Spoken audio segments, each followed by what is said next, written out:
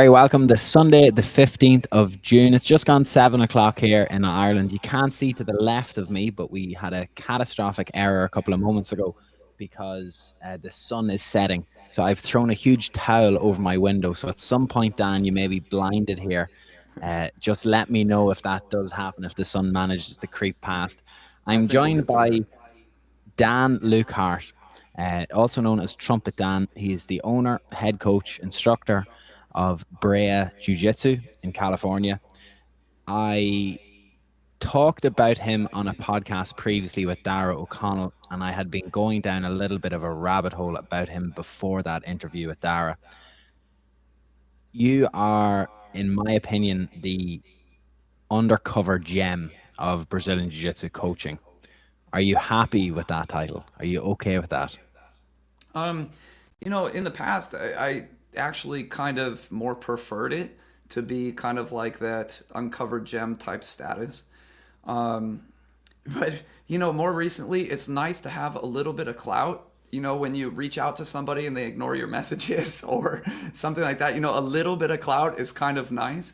So I've been, especially with my students who have, achieved stuff at the highest levels now, I'm a little bit more open about my ideas and philosophies about jujitsu, as far as like a wider audience base.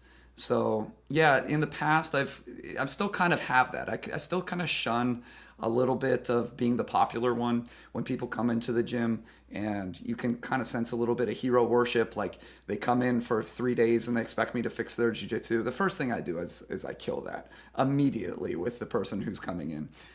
So it's kind of like this love hate relationship with that aspect. But I'd say it's accurate for sure because I haven't been putting out content. I mean, the last time I put out content was like 15 years ago. So yeah, so love hate relationship. Technically, the last bit of content you put out was a vlog on YouTube after the American Nationals for Nolan's black belt debut. We are going to get into the jiu-jitsu side of things, but recently your name has maybe become known to other people or certain people, aside from being Nolan Stewart's coach, is through a website that you've created called IBJJF Now, when I found out about this, I think I spent maybe about an hour just going through all the different categories and stuff like that. So, when did the idea come up, and how long did it actually take before you got to go live with it? So first, I should mention the co-founder as well, Will Weiser. He's the one who did a bulk of the coding, and I'm kind of like the spirit guide of IBJJF rankings. But really, the idea for improving the ranking system has been around since the ranking system debuted. A little bit of background for people who are newer to the sport. Prior to the move to BJJ comp system and actually doing seedings of the brackets based on their ranking system, it was random for the colored belts, and then for the black belts, they would have a meeting with all of the top association leaders. So you get like Fabio Gragel, you get like Carlos Gracie Jr., you get Lloyd in a room, and then they would agree on what the best brackets were. And as you can imagine, everybody's trying to jockey for their own horse, so to speak, maybe putting that guy that they know is a bad matchup on the other side, trying to make the argument and whatnot. Now, I'm not privy to what was taking place in these closed door meetings with about 10, 15 people in them. But that's how we did the brackets. And that was completely amateur hour. You can imagine how rife that is with problems. And when you're only inviting the major association members, it completely undercuts people like me who are completely independent, solo gym. I'm never going to have any sort of voice or representation for my athletes in that type of venue. So when the IBJJF debuted BJJ comp system, they moved to a ranking system that was based largely not on our project, but on IBJJFrankings.com. I don't know if anybody out there remembers, but before we bought the domain IBJJFrankings.com, they had their own system of ranking the athletes based on medal counts. And they assigned a certain amount of points for first place at a important tournament. If it's first place at a less important tournament, you get less points, and so on and so forth.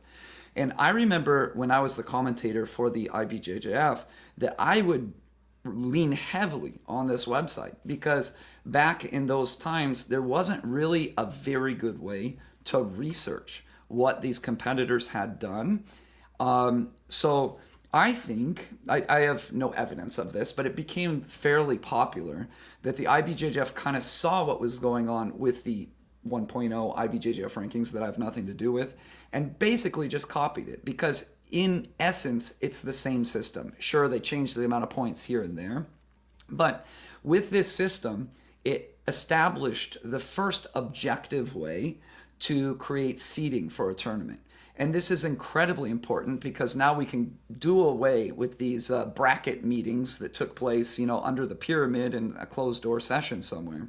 And then for the colored belts, they could, have a more fair system. And one of the criticisms just around this time was that in the colored belts, you get the number one guy and the number two guy going in the first or the second round, which obviously kind of ruins the tournament. Now, this system, which is based on medal counts and the prestige of the tournament, is deeply, deeply flawed. There is so many ways to game this system. I feel for a large part of the audience, I don't even need to kind of explain this, but essentially it values frequency of competition. So if you are going to every single IBJJF tournament, there's a good chance, especially if you're doing the opens, that you can just accumulate points without even winning. This is less true in the adult division. The adult divisions, especially towards the middle of the bell curve of the weights, they tend to be reasonably full at the international opens. But as you get to the extreme of the weights, like roosterweight, ultra heavy, and more notably as you get into the masters divisions, you can just travel to all the events and achieve a number one ranking without even having beating anybody, especially as you get masters 5, 6, and 7. And especially as you get into like female masters 5, 6, and 7. There's just not that many people doing all of the tournaments. So this kind of establishes a very great need for ranking reform. Why? Why does it even matter that the ranking system is messed up? And that's because what I mentioned before, the seeding of the tournaments is based on their ranking system. So if you mess up your ranking system, and there is egregious mess ups of the ranking system, then you're going to get the number one guy going against the number 4 guy, and the number 2 guy going against the number 3 guy very early in the tournament. And you see this across all weight categories and all divisions, all ages, all belts. So the system that I had the conception of is many years in the making. It's not an issue of the idea. I think plenty of people have thought about bringing an ELO-based ranking system, which is based on statistics, into IBJJF or into just jiu-jitsu in general. But it's a matter of execution. It's actually very difficult to execute on a number of different levels. So the genesis of the idea, to answer your question, was many years in the making. And it wasn't until I met Will when he visited my academy, and I just threw out on my Facebook page, like, all right, we need to do this. Let's get this done. Anybody want to do this? Let's see if we can do it. Will said, this fits into my expertise as a database guy. And sure, let's do it. And it has been a tremendous amount of work for a whole number of reasons. If the IBJJF was actually archiving their matches, this would be a fairly straightforward project. Not straightforward, it's going to still take a month to do, but the IBJJF does not save match results. They do not save the brackets. They used to, and I think they had intention of doing that, because there would be old brackets on, before they moved to comp system, it was IBJJFDB.com. DB.com, yeah. Yeah, and you could find the obscure link for previous brackets. I saved them in my Gmail account, from Worlds, 10 years ago. And then when they moved, they migrated to the BJJ comp system, all of that got wiped clean. And unfortunately, they verified that for us, that there's no results anywhere. So, that not only was there a great need for ranking system reform. But the archival thing is our number two reason for starting this website, because there's no archive for all of the time, blood, sweat, tears, whatever it is that we put into this. There should be a permanent record for everybody to go back when they're old and they have grandchildren and say, look what I did. This is what I did. Look at all these wins and losses through the highs and the lows. This is what I've done and sacrificed for. And it's so crazy that we don't have that.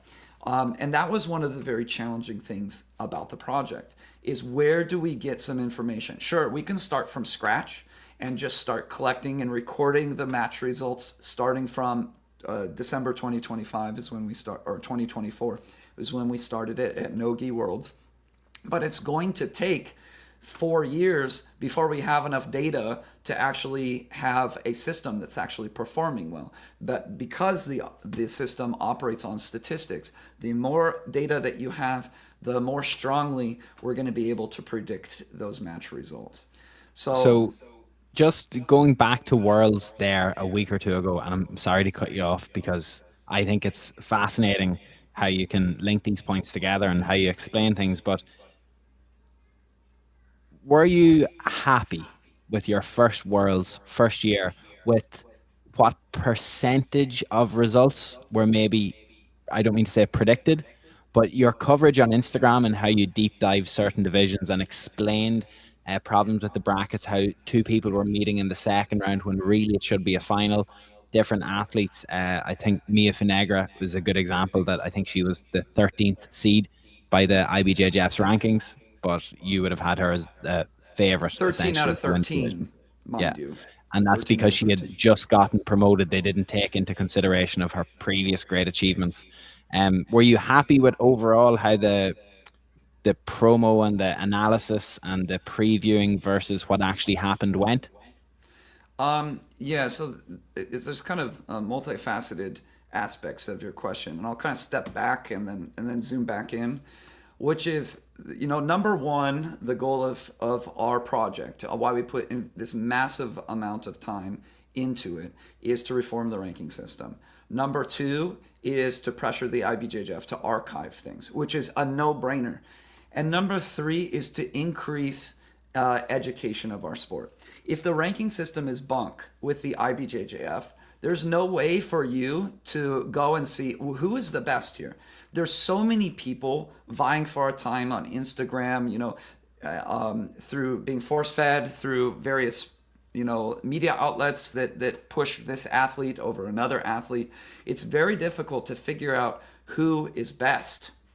So I hope in my own way to reduce the amount of ignorance, if you will, on who is actually best. Just cut through the noise and tell me who is the best in each division. And the system can do that. That's why it's so valuable.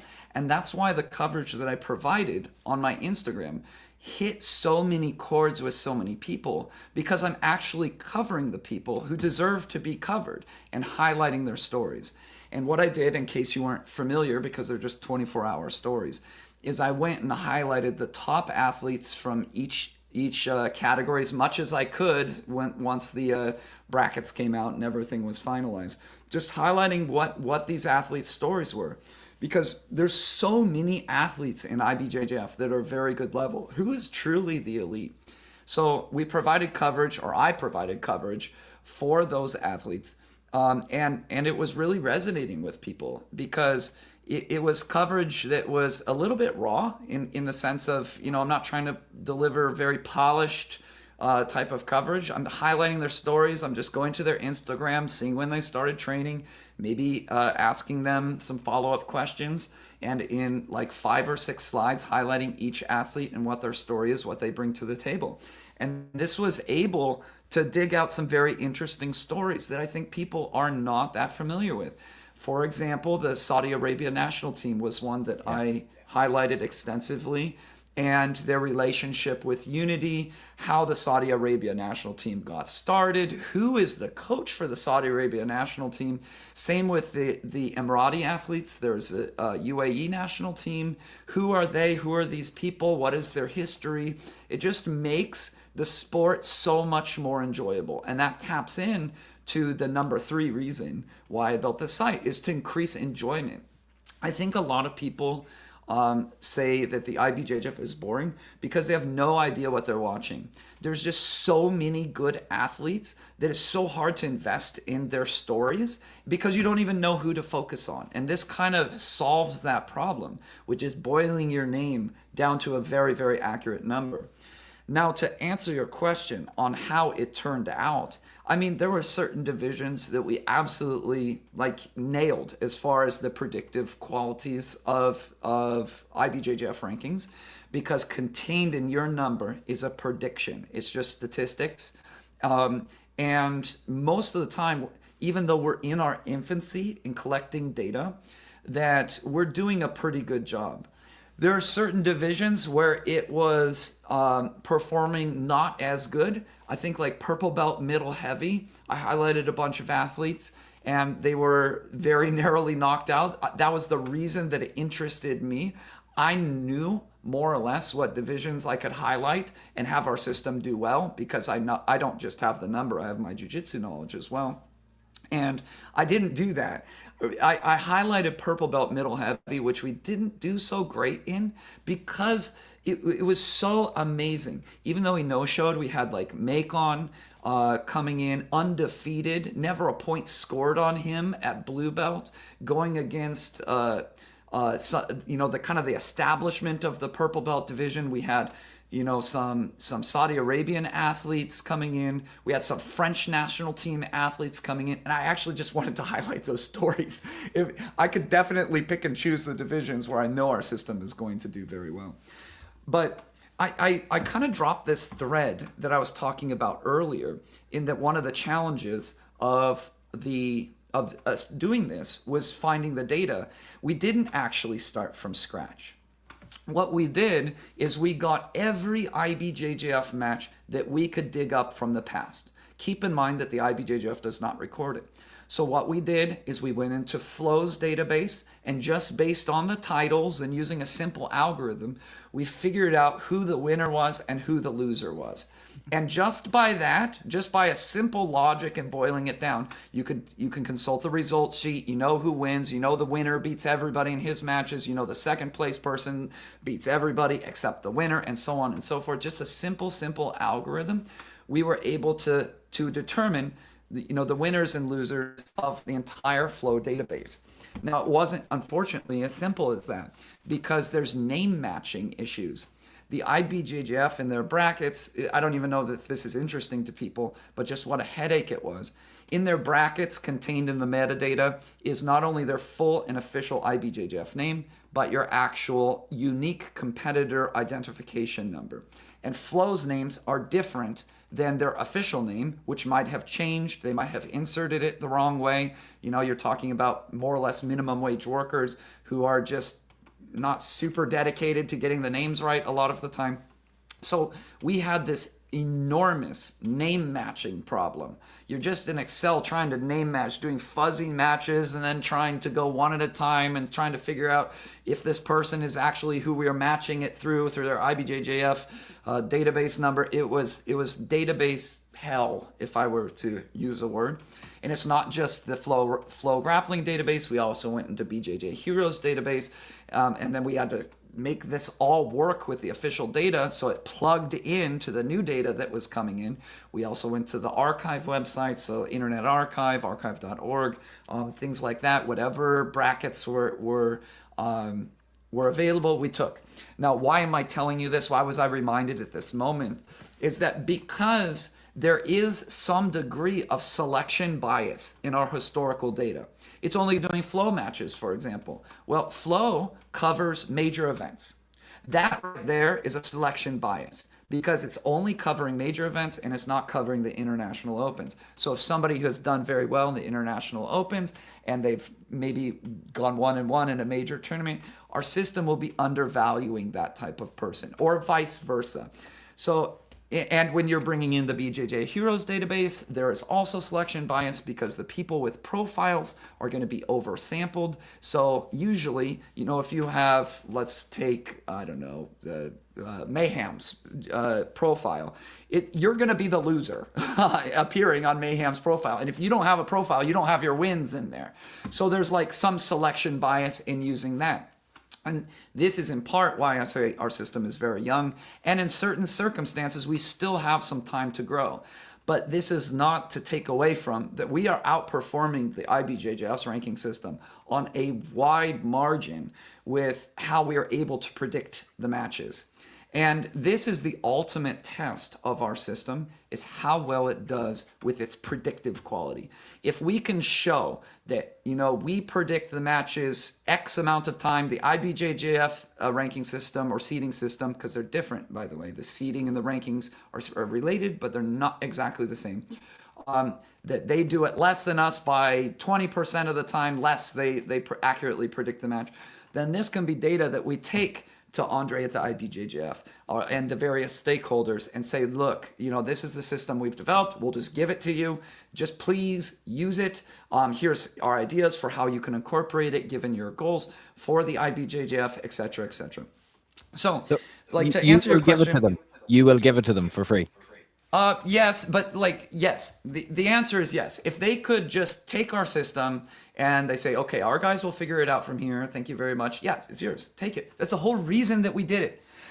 When you so I have 2 decades in the sport, and a lot of that has been invested trying to achieve at the very highest level with my students in IBJJF. So when you've invested your whole thing here, you kind of you ask yourself the question, whether you've invested in the IBJJF or not, is like, what am I doing with my career? In which directions do I want to contribute to this sport as a whole and leave my lasting mark? And there are other ways in which I want to do that, through the jiu-jitsu, through my ideas and all that stuff. But on this other side, which is more like structural, I want to reform the ranking system. I want that to be my lasting legacy within this sport as a whole. So by the time that I'm done and I'm not even teaching and I'm old, I can say, I left my little fingerprint on this sport and made it a little better than when I came in. So, yeah. So, sorry.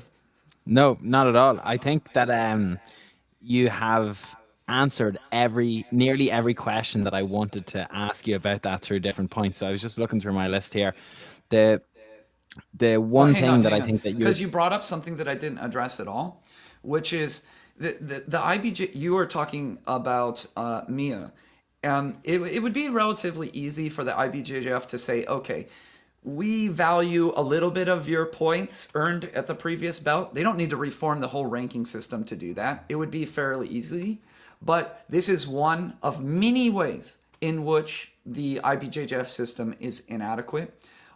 Because what we've done is it's not just taking all the match results and running an LO calculator and saying, here you go. There's actually some people that have tried to do this and it just completely ruins the system. There's very clever ways in which we have tracked your progress through the belts to make it cross-comparable. So you can compare a purple belt's rating with a black belt rating, and it will still have that predictive value. You can compare a brown belt Masters 2 to a black belt Masters 3. And the predictive quality that we've done through a lot of work is reasonably accurate when you do that. It's going to get you pretty darn close to actually what you see in reality. Not only can you do it across belts and weights, but you can actually do it, importantly, across weight. I said belts and weights before, but I meant belts and ages, because that's the example I gave. But you can do belt, cross weight, and cross ages. So I can take a featherweight purple belt Masters 1 and have an accurate prediction on what he'll do against a brown belt super heavyweight Masters 3.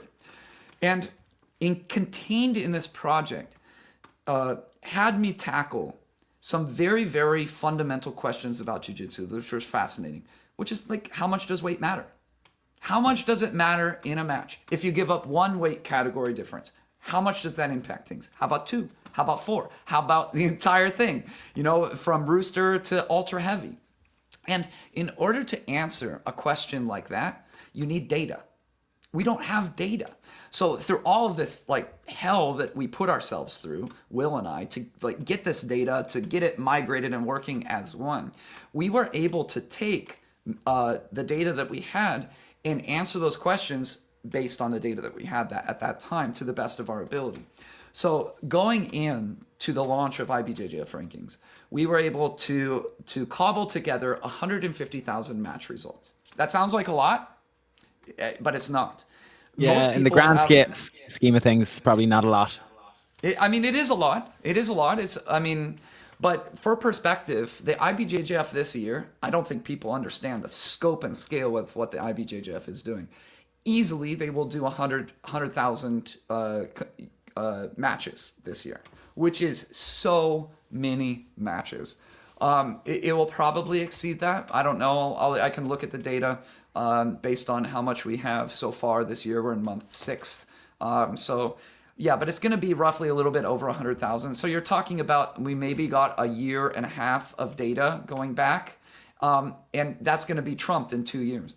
So probably after Masters Worlds, I'll reevaluate, how much does weight matter with our new data. It probably won't move too much, but it's going to, as the official data where we record everything starts to kind of weed out some of these initial biases that we have, yeah, perhaps some things can change. But when we investigated this question of how much weight matters, we were not only able to tell how much weight matters, but how much weight matters at each belt. It mattered a whole lot more in black belt than it did for the colored belts. And the more data that we have, the more thinly that we can splice it. It's like, how much does this matter to adult blue belts versus Masters 1 blue belts? We didn't have the data. We had roughly 6,000 open class matches to evaluate and see how we were did they perform as expected given our handicap. But we didn't have enough data to make that work for a very, very finely stratified question like that. What we did is we said adult black belts, you guys are separate. And right now we had colored belts, you guys are separate. So I anticipate making that far more nuanced as we go along. But it's incredibly fascinating to see it as an actual number. 1 weight class difference matters this much. 2 weight class difference matters this much. 3 matters this much. It's so fascinating. And then you also have to tackle other questions like, what's the difference between a blue belt and a purple belt?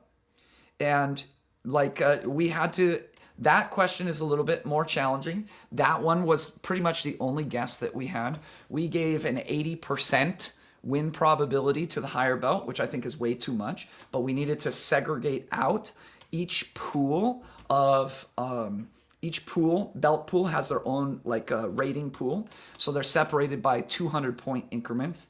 The one that is also really fascinating is how much age matters. This we were able to do with data. So how much age matters? It turns out going from adult black belt, for example, adult black belt to Masters 1, it matters a whole ton. It is almost 100 points of difference. And how did we come up with this? We looked at the competitors who had established themselves in both adult and in Masters 1. We treated them like separate people and said, hey, what was your rating difference in each one? So if this one right here in adult is rated 2,000 and in Masters 1, he's rated 2,100. We had hundreds of these people that had competed adult black belt, adult black belt, and then also competed in Masters 1, and we were able to average them and see what is that average, and that informs us how to offset what the default rating should be for each given age category. And then it was kind of like inspiration from the cosmic distance ladder, for those of you that are into astronomy. We went from masters or adult to masters 1, and then we did the same thing from masters 1 to masters 2, masters 2 to masters 3, and so on and so forth. So we lose a little bit of fuzz when you're going like from adult to master 7, because there just aren't that many people. There's actually 0 that go from adult to master 7. Adult to master 6, we have like 2 guys. So there's not enough data to do that. But by building this ladder one step at a time, you could make a data informed decision on how to offset your master's ratings from your adult ratings, or just masters to masters, masters 3 to masters 2. So those are the 3 very like fundamental questions that you need to tackle in order to keep your predictive quality about what your ratings are saying statistically. And not just running an LO calculator through it. It's actually a lot of work that needed to be done. Even though our website is ugly, we kind of love that our website is ugly. There was Will is a database guy. And so he just sits in a closet, gets no credit for like the front end design and stuff like that in his real job. And we came across some tool that we were using, I forget for what. And I had to download this tool. And he said, this website is really awful. And he said, that's how you know the tool is really good, because it was built by people who know what they're doing, which is database guys. So I kind of love that our website is so ugly. Maybe at some point we'll spruce it up a little bit. Oh. But I want to make sure that we, before we add the looks, we want to have the personality down, so to speak. Of the so website. Just two real things on it as well. Compare it to Smooth Comp, and I know that's a very broad thing. How could this integrate very well with Smooth Comp? Because the Smooth Comp guys, I've met them before. I think they're all Swedish, and they were ahead of the curve in many ways in regarding live streaming and different stuff with the results, because you could live stream events through Smooth Comp. The Nordic Open was the first tournament ever live streamed through Smooth Comp, because they also run the Nordic Open as well. Because they have such a good database, maybe good database in comparison to the IBJJF's record keeping, is there a way that you would consider crossing? Now, sorry, I know I'm jumping a little, but you have also answered this question before, because you've said, let's take the guy on Smooth Comp at Blue Belt with 195 wins. I think you referenced some UK-based Blue Belt before in a Reddit post, saying that Oh yes, I remember the post.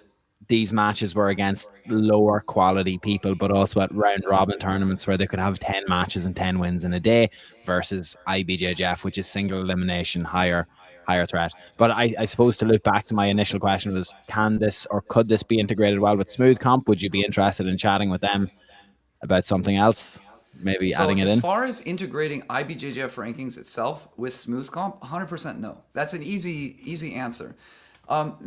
There's a lot of technical challenges related to that, because you immediately run into matching hell. You know that matching hell that I described with, like, you have a flow name, it doesn't link up with their IBJJF competitor ID, and their name is not the same on flow as it is with their official IBJJF names. And they changed their IBJJF names. I mean, this year they redid their verification process, the people that do the third-party verification. So they're using like different parts of your name and abbreviating different parts. If you're, they have a character limit, so now they're abbreviating your name when they weren't before. So if you were to say, hey, can you integrate Smooth Comp into IBJJF rankings? Well, in our system, it might be John Doe Smith, and in their system, it might be John Smith. And there's no unique competitor ID that they share. So you're immediately in name hell. I would say that this would be almost impossible, because in Smooth Comp, they're not looking at their official government identification and putting their name there. So in order to match hundreds of thousands of people like this, it's just basically, and when they're all named Pedro Enrique Silva de Costa, I mean, that is just unfathomably difficult of a problem that I'm not even sure that you could do. Because like, we're using fuzzy matches and then trying to use Google and Instagram to like try and get it to match. I mean, the amount of time that we put in, most of the development, not all, but most of it was name matching. And when you get like a separate database with Smooth Comp, where they're completely different names. No. And there's Okay, another reason, sorry. more philosophical, is that you want your rating system to be all within the same rule set. Because perhaps this tournament on smooth comp, perhaps they allow heel hooks, and maybe that changes the dynamic. Perhaps round robin changes the dynamic, which is, I mean, there's a strategy to winning in a round robin format. It becomes a game of attrition. You know, maybe put somebody is better in that format, and less good in a single elimination tournament. Their rule set is different. So, you know, I mentioned heel hooks, but their entire rule set could change the dynamics of a match, which can inherently increase the or decrease the predictive quality that the tournament would have. Now, could you do this on your own with smooth comp itself? Just take the smooth comp database, just apply our general, what we're calling the Weishart algorithm to it? Absolutely, you could. But it would be in isolation from what we are doing. So if they wanted to approach us with that, I mean, that sounds like too much work. I do this because I wanted to do it. I mean, I'm not making any money. We aren't seeking sponsorships or anything like that. We're just putting all this work so we can say, here, IBJJF, please take this.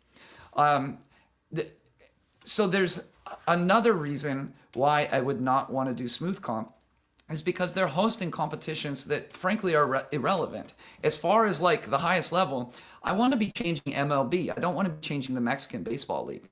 I don't want to be changing the Japan Baseball League. I don't want to be changing the California Professional Freeway Baseball League.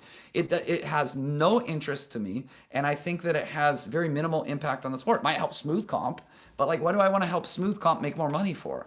That's not why I'm in it. You know, I'd be happy to answer like how we did it or something like that, but to devote my next 6 months into doing that sounds like an awful time to me Yeah. personally. So the last, okay, so sorry I even suggested it, but No, no. so imagine a point that Dara O'Connell has made before, and I used to suffer with it a lot as a lower belt, but he would often say, look up who you're going to compete against, but don't be intimidated by who you're drawn against, in the sense of you should be studying them to see how they start matches, how they pull guard, what their best games are. But what's the point in being like, oh, but they are so good because they train here? Guy Mendez is going to coach them, or X, Y, and Z reasons that could come into an athlete's head to doubt themselves about who they're competing against. Can you foresee in the future that if somebody is drawn against X athlete and they are given only a 12% probability of beating that athlete, they may think, what's the like they're already bet before they get there. So the I system kind would of agree actually with end up, them. yeah, I yeah, kind of agree with them. If it's 12% win odds, keep in mind, right now, our rating system is still on the climb. Or if the higher guy gets complacent, because I'll admit this is a loaded question. I had a 64% likelihood to win in the Rome Open, and I lost by an advantage. And afterwards, I was Yeah. just thinking, like, did I think that was just going to be a foregone conclusion? Yeah, Like, yeah. So there's that. But if you're talking like you have 9% win odds against somebody, especially right now, where let me explain something about the system that might be interesting.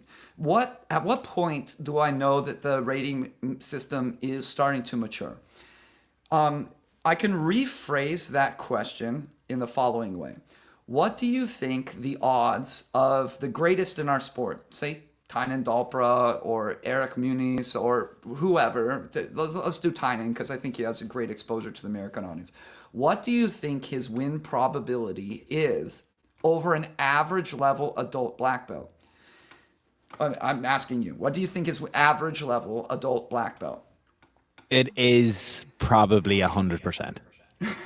Rounded to 100, okay? Yeah. So that translated into our system means that Tynan should be rated around, or whoever, around 2,800, because that's what that translates to. When you have an average competitor who is 2,000, which is average for adult black belt, is different for every age category, and you compare him to 2,800, that is the system saying we expect 99.x% of the time that we expect Tynan to win.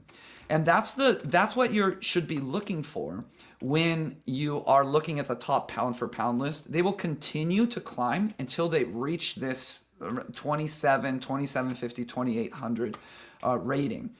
Now, why did I bring this up in context of your question? Because people are the best are still climbing up, and honestly, the worst are still getting lower. It happens on the other end too. So when you say that somebody has a 12%, I think you said 17, but let's say 10% just for fun, a 10% win probability.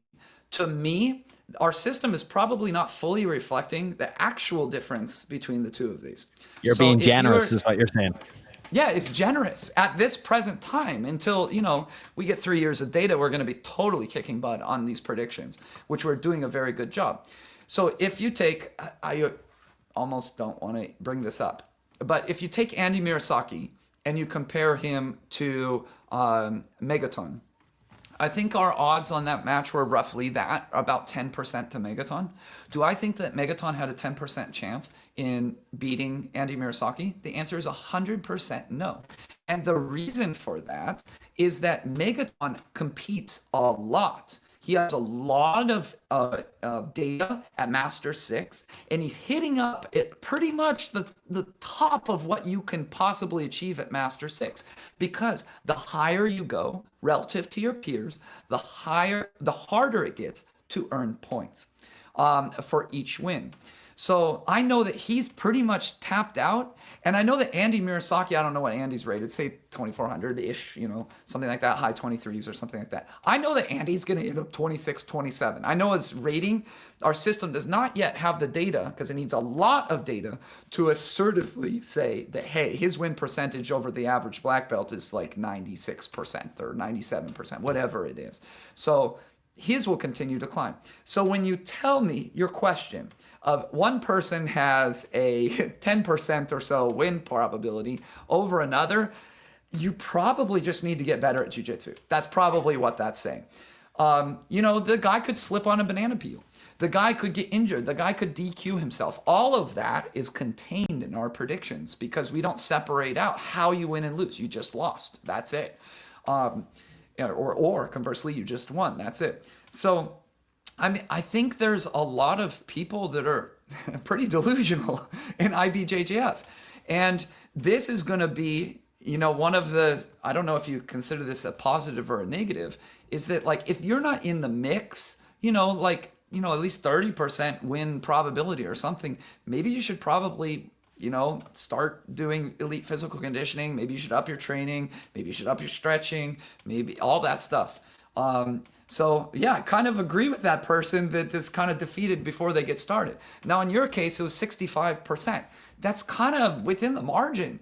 You're gonna see people win by advantage or referee decision with 65%, especially as our system matures and 65% becomes 65% and it's stable. Your number is stable, his number is stable, because right now the better, as I mentioned, the better are getting better and the worse are getting worse, and they need to divide a little bit more. So that was a very uplifting answer, right?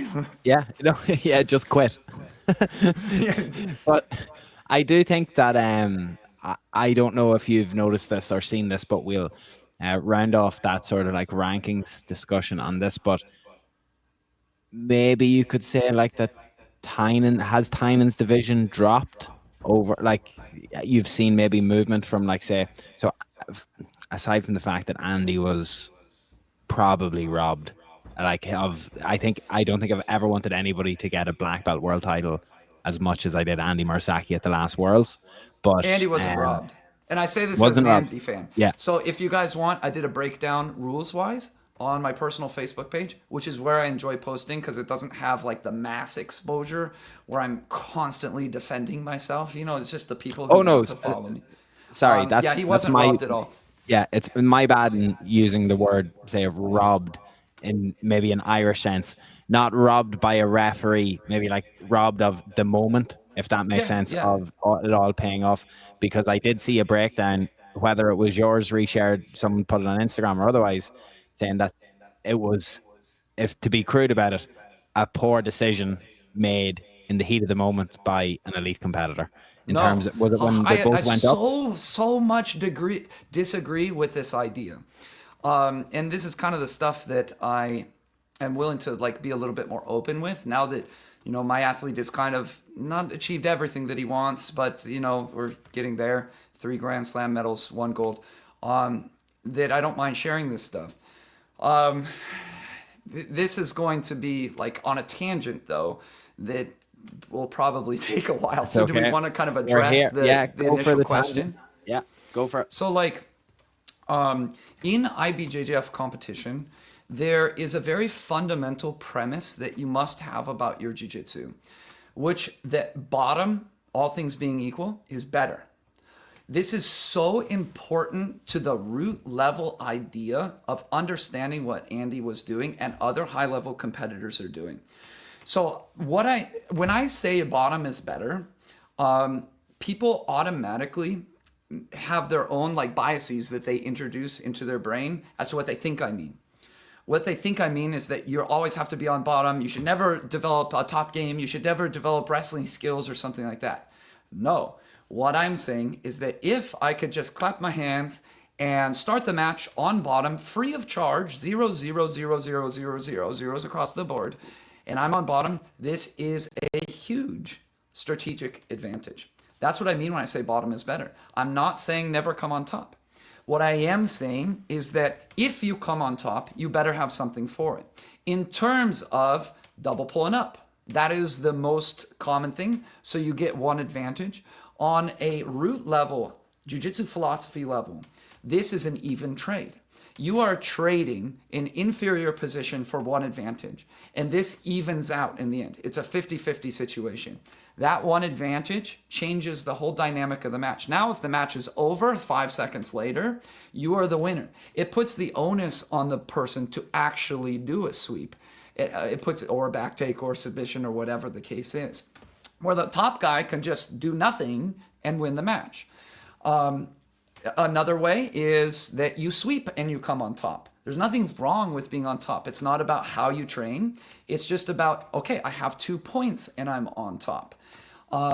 And a more high-risk strategy that I never recommend as any default strategy, you can try for a takedown at the beginning of the match before he's able to pull guard.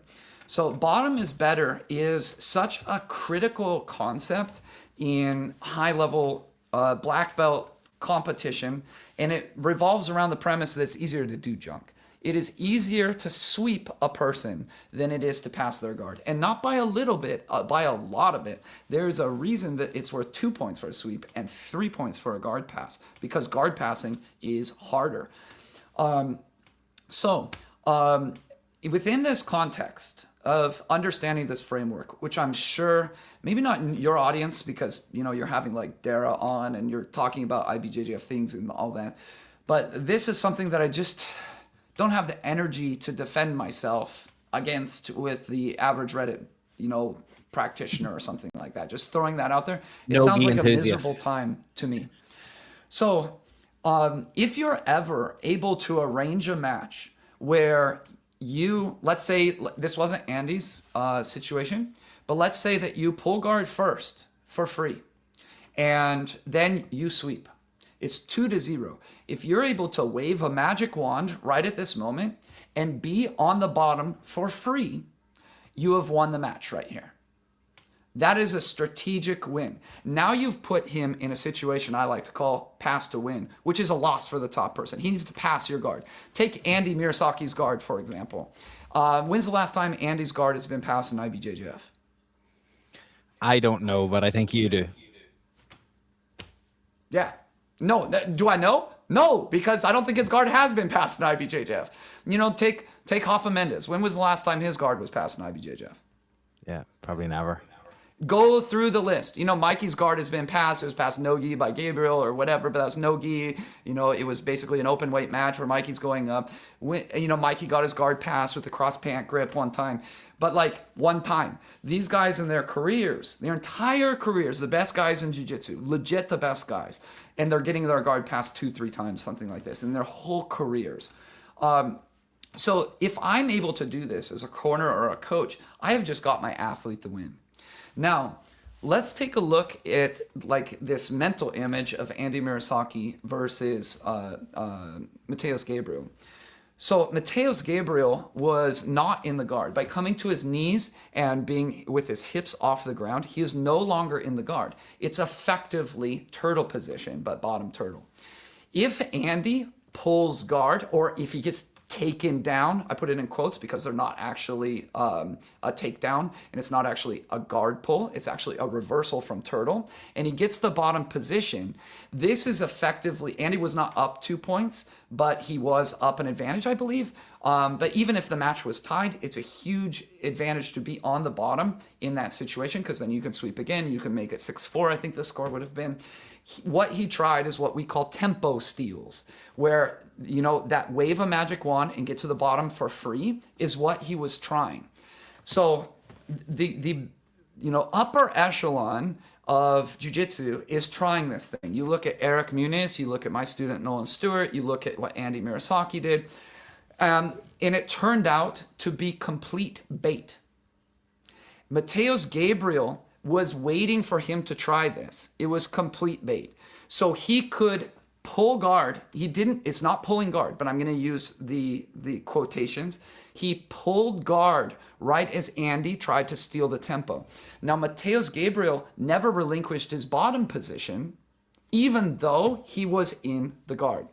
Yeah. Or even though he wasn't in the guard, excuse me. So by resitting at the same moment, it's actually not double pull. He's just reclaimed his guard position and he can come up for 2 points. 100% intentional on his end. And the fact that you understand what Andy's trying to do, and you understand the bait, the very sophisticated bait that Mateus Gabriel was trying to do, to sit right at that moment that he tried to re-achieve the bottom position and then come up for 2, it increases. You know, one person who's not ready for this might say, this is stupid IBJJF. And the other person who's a little bit more ready for this might go, oh, I kind of see the kind of unique beauty in what is going on. By the way, this was one strategy that I cornered my athlete to do against Eric Munis, who also tries to steal tempos off guard passes, to re-pull off of his tempo steal and come up and get the 2 points. It was literally one of the last things that I told him to do before he went out, not at World Championships finals, but at Brazilian Nationals finals. He also went against him. It was what I was yelling, unfortunately, as his guard was being passed. So, like, I think that jiu-jitsu is having a loss of the middle class. I think that you have people on one end, they know, and on the other people, they don't. And when I say they know, I don't mean in this particular situation or this rules thing. I'm just talking about people that understand the pursuit of the highest level of our sport, which is for the gi, is IBJJF competition, and people who don't. And this is why we are seeing an assembly at a certain select number of schools like AOJ, like Atos HQ, etc., etc. Because they want to be around like-minded people. It's not even the fact of training partners. It's the fact of thought. Do you really want to be surrounding yourself with the people? Oh, that's stupid IBJJF. Their rules are so dumb. It's like, I need self-defense rules. Things like that. And that's what I see happening. So, yeah. Part of the whole IBJJF rankings thing is to kind of shed a little bit of light on the IBJJF and just how good the competition is there. Because I think the way that most people understand what is good and what is not is they build personal connections. They know that one kid who's an adult blue belt or purple belt, whatever, at their school, they see him, they'll say it's a purple belt. They see that purple belt doing well against the brown belts. They see that purple belt adult tapping a black belt. And they're like, dude, this guy is really good. And probably this guy is, he goes into the tournament, let's say, and he wins 2 matches and then loses his third at a major tournament. Probably pretty typical for this level of concept of person. And then the people at the academy go, man, I thought he was going to win. I really thought he's just beating like black belts like pretty regularly. And then he goes in and he gets smoked. He gets smoked by, one of the top 10 guys in the division, or top 5, whatever. It doesn't matter. And then what they're able to do is they're able to put a number next to that person. That my guy here is a purple belt. He's rated 1750, 150 points above average, a very, very nice purple belt. And he lost to somebody 250 points above average. It starts to give a sense of just how deep this talent pool goes. And that kind of taps into the number 3 reason of building the website. And with all of this talk, I kind of forgot your original question. I think the original question was around the incident between Matthias and Andy. So I think you've rounded yes. off. We got off nicely track there, because you were but asking something it did else. remind and then, me at the time of a thing that happened a few years ago, of a rule that is a fair rule, and if you understand it, you understand it. Marcus Phelan from Ireland had a match against Fabricio Andre where it appeared that he was going to score 2 against Andre and put him out of the Worlds. But it was deemed that where he shot the takedown from was no longer, wasn't considered a standing position. I can't remember. I think he wrestled up with a lapel or something, and then Andre freed the leg. Something happened on it anyway, and I should have really had the clip to send to you beforehand, but it was explained to me why it wasn't 2 at the time. But for watching it before I knew at the time, it seemed like a really egregious call, but it's Fabricio Andre understanding the rules in that moment. Yeah, so Marcus is somebody that's done a little bit of time at my gym, and he's exposed to my madman level of thinking. So I'm actually not familiar with the match, but what it sounds like to me is he tried to come up on a lapel single, the lapel single broke, and then he reestablished a single leg and tried to get 2 points. But the thing is that the second that grip breaks, it's not a grip that has been established in the guard. And okay, so let's say that's not what happened. Somebody goes and watches the video links and says, I'm going to forward it to you so you can see it whatever. afterwards. I'll look at it afterwards, but this kind of taps into something that I feel is very important, which is learning the IBJJF rules. Any rule set is going to have these little crevices. It doesn't matter what your rule set is.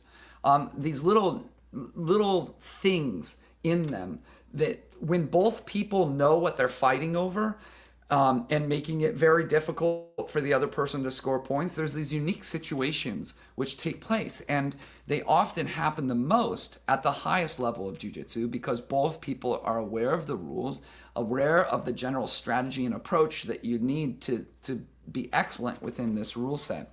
Now, I encounter a lot of resistance when I talk to people about learning the IBJJF rules. Don't argue with the IBJJF rules. Set aside everything, every philosophical thing that you might have against the IBJJF.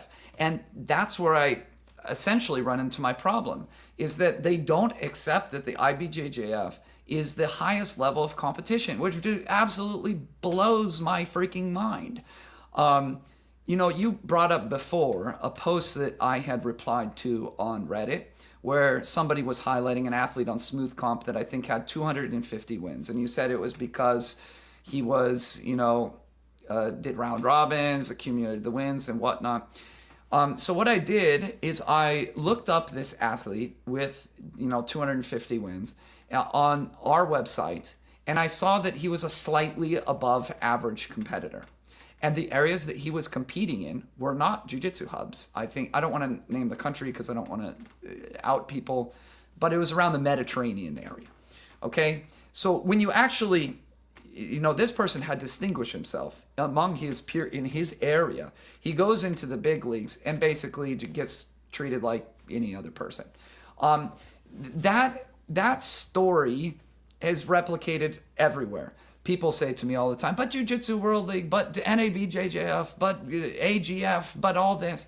And maybe at some point in the future, and by future, I mean 20 years from now, maybe at some point, all the top athletes will have migrated to there, and then they will be the rule set that we need to know. But we are so far away from this point that it would be like arguing against the NFL, and didn't they start some Canadian football league that nobody I was going to say watched? the recently relaunched XFL from the WWE. Yeah. That lasted for a year again and then stopped. It's just like, yeah. I mean, our sport is filled with XFLs. And it's like, maybe there is this alternative way. You want high amplitude takedowns worth 4 points, and that makes it more exciting. Maybe. Like, who cares? In chess, I don't care that white goes first. I don't care that the knight is the only one that can jump over pieces. I don't argue with the fact that the knight is the only one that can jump over pieces. I just learned the stupid game. And I think a lot of people miss this perspective. That Well, it's a horse. Dominant... That's why it's able to. The horse. Say that again. I missed it. Horses can jump. That's why it's able to jump. Horses can jump. At some point, chess had a connection with what was going on in the battlefield. That is, kind of the roots of chess. You march your little peons forward and all that stuff. At a certain point, it was the game of kings because they're commanding their armies. That's what it's based in. Nobody even rides horses in battle anymore. We have tanks. We have, stealth fighters. So one of the reasons why the IBJJF is so dominant is it captures Brazilians. People do not understand that our sport is Brazilian dominated. Almost all of the top athletes are Brazilian. If you go on our website, take a look at the pound for pound list and look at the top 30 on the top 30 page. You'll probably get, off the top of my head, you'll get Adam Warzinski at probably number 2, pound for pound as of this recording. I think he's number 2 or 3, which is not American, mind you. And then you scroll down a bunch, not too much, maybe at number 9 or so. You get a number 8. Number 8. What was that? Number 8. Oh, you already know off the top of your head. I love it. I'm on it. And then you go down more, and then you find my student. You find Nolan at like 20th or something, 22nd or something, 18th. Who cares? It's somewhere around there. And then every other competitor is Brazilian. Go to the next page. It gets even worse. Brazilian. There's a bazillion Brazilians because our sport is dominated by Brazilians. I don't care how many Southern California grapplers you draw into your tournament. If you are not pulling in the top Brazilian talent, it's like if LeBron James and Kobe Bryant and Michael Jordan were not playing in your thing. They might occasionally play a game of pickup basketball in the park one day, but that is not where they define their legacy. And yes, the IBJJF, I cannot get people to accept the IBJJF's dominance. If you want to prove that you're the best, that's where you have to go in the gi.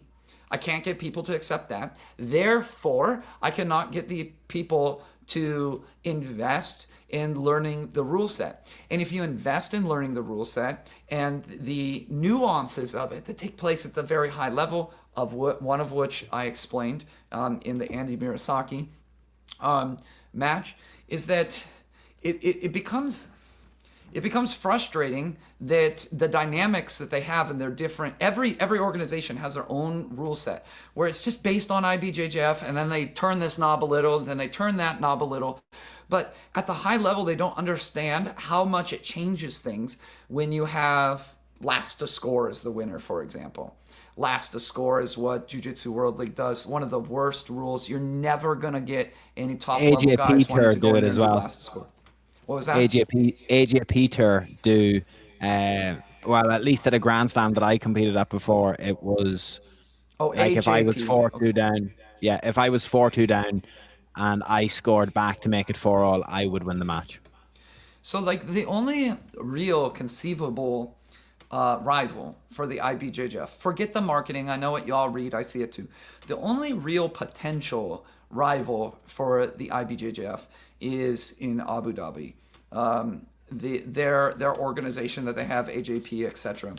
But the thing is, they don't really desire to be a rival with the IBJJF. And let me explain what I mean by that. They are putting on a horse and pony show for the Emiratis. They are doing it for the Emirati base, and there's nothing wrong with this, but it's to build up their country through the values of jiu-jitsu, and everything else is just a show for that end. They are not as interested in growing the sport internationally. I mean, as an Emirati athlete, if you live in the UAE, you have to be registered with a certified academy through the UAE-JJF, and you are not permitted to even compete in an outside organization like the IBJJF. You have to have special written permission, which is why we see so few of these thousands and thousands, tens of thousands of talented Emirati people come over to the IBJJF or compete in other international organizations. That's why you only see a national team, because they have their permission and their funding. They're not particularly interested in growing it internationally like the IBJJF is. Is the IBJJF perfect? No. And everybody that listens to those words is going to hear different things. I mean something very different than what most people probably think I mean with the IBJJF not being perfect. But you just have to accept that they are the best people, and then everything else can follow. Okay, they're the best people. We need to maximize our skill level in this format. Let's learn what the format is, and then you start to develop and train in this format, and it becomes a little bit of a rising tides lifts all ships type of idea as well. If you just focus on IBJJF. I'm gonna throw a potential just banana skin there to you. Okay, just the AJP probably put more events on worldwide, but then the IBJJF, because they have the same way you were talking about international opens, majors and stuff like that. AJP will have regionals, which to my understanding can sometimes just be outsourced to local people, and they can stick the name AJP onto it. There's more of them in Europe anyway, and they seem more appealing to some European athletes because they can get travel packages for World Pro if they have the highest ranking in Europe for certain weights. But just regarding the IBJJF, to talk about that as well, I feel that there should be, and this is my own biased opinion from being at tournaments quite a lot over the last couple of years, from talking to people, it's very much a closed door thing to try and get into. If you are a young brown belt who wants to learn the rules, who wants to become a referee, who would like to be able to supplement their ability to earn money at jiu-jitsu by reffing at these tournaments, getting the free registration, getting whatever, unless you are fluent in Portuguese and know someone and are in with the club and the clique, it's basically a closed door barrier to entry. I mean, so for each event, they have, if you're interested in working this event, please email this and this and this. My experience is very much the contrary to that. As far as, let's say, being a table worker or working the door or what have you, is that they pretty much they need workers. Yeah. They need the people to staff the tables. They need the ring coordinators, etc. Especially because they are in this stage of scaling. I don't think people understand the level at which they are trying to scale within the last year or so. It's absolutely insane, the amount of tournaments that they are doing, and they need workers. So, I mean, my students regularly help out or work the IBJJF events. There's not really any issue with that. Even some people that I think shouldn't probably be working them are working them. So I don't see that. As far as like learning the rules, you could, I mean, they put out the videos on their page, the rules videos, and I don't think people are watching them. You could enroll in the rules course. There's nothing there. You could go down the process of becoming a referee. Yeah, you have to pay for the rules course, which I find that the most value of that is asking questions, because they just go through the videos, they explain them, and they stop and people can ask questions during that. But so there's no real need to. The more valuable is watching matches. Watching the matches that the IBJJF puts out on their YouTube page. I mean, when I started jiu-jitsu, you would have a copy of a VHS tape, so you could watch a match down in Brazil somewhere, and you could barely see what was going on. We have the opportunity to watch all of these, more than you could ever hope to watch. So I understand the sentiment of the exclusive club, but I don't think the exclusive club is in regards to being a referee or learning Portuguese. I mean, like Alakach, who's the tournament director, he speaks fine English. Like, there's almost all the referees, unless you're going to CBJJ down in actual Brazil, almost all those referees are fluent in English. Like you could just go and talk to them. It's not a big deal. Back in the day, maybe not, but like every one of those guys pretty much speaks pretty good English, or at least I don't get a sense that you're going to be excluded because you have that. Like Damien is a referee. He just wanted to be a referee. He's American because he wanted to learn the rules better. And he's one of the top referees in jiu-jitsu. I always cross my fingers that I get Damien as a referee. So yeah, I don't know that that's true. Like, Yeah, I think just more so that I don't like hang myself at that point. I think that my opinion is entirely based off the volume of tournaments that happen in Europe versus the volume of tournaments that are currently happening in the US. Since COVID, we have probably lost uh, the Madrid Open, the Berlin Open. Um, I'm trying to think of the ones that I would have went to. There was one in Gdansk in Poland. There would have been ones in Switzerland quite regularly, and now it just seems like it's on a cycle of Rome Spring Open, Rome before the Nogi Europeans or Rome for the kids Europeans, London, Dublin, which is lucky enough for us as well.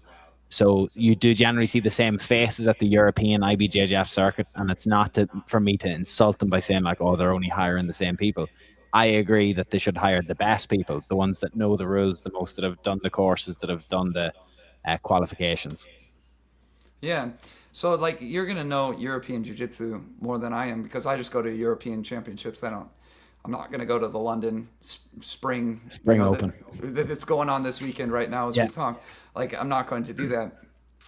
So I mean, you might have more of an insight, but I think the IBJJF in general is undergoing problems of scale more than anything at the moment, because their strategic direction shift is very clear, which is smaller tournaments more often and trying to serve all of these areas. They're trying to serve Asia. They're trying to serve South America in different parts, in Ecuador and things like that.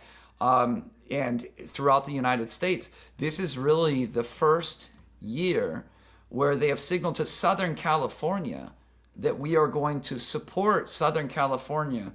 You can invest just in the IBJJF ecosystem and have enough tournaments to do that through Orange County, LA, and San Diego. That's new. I mean, honestly, even Southern California was neglected to a certain degree. Even when you had Pans and Worlds here, it was like Pans, Worlds, and the LA Open.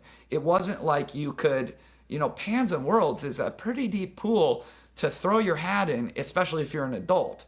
That is pretty rough. But there's so many OC Opens. We have OC Spring, OC Summer. We have LA Spring, LA Winter, LA Summer, San Diego.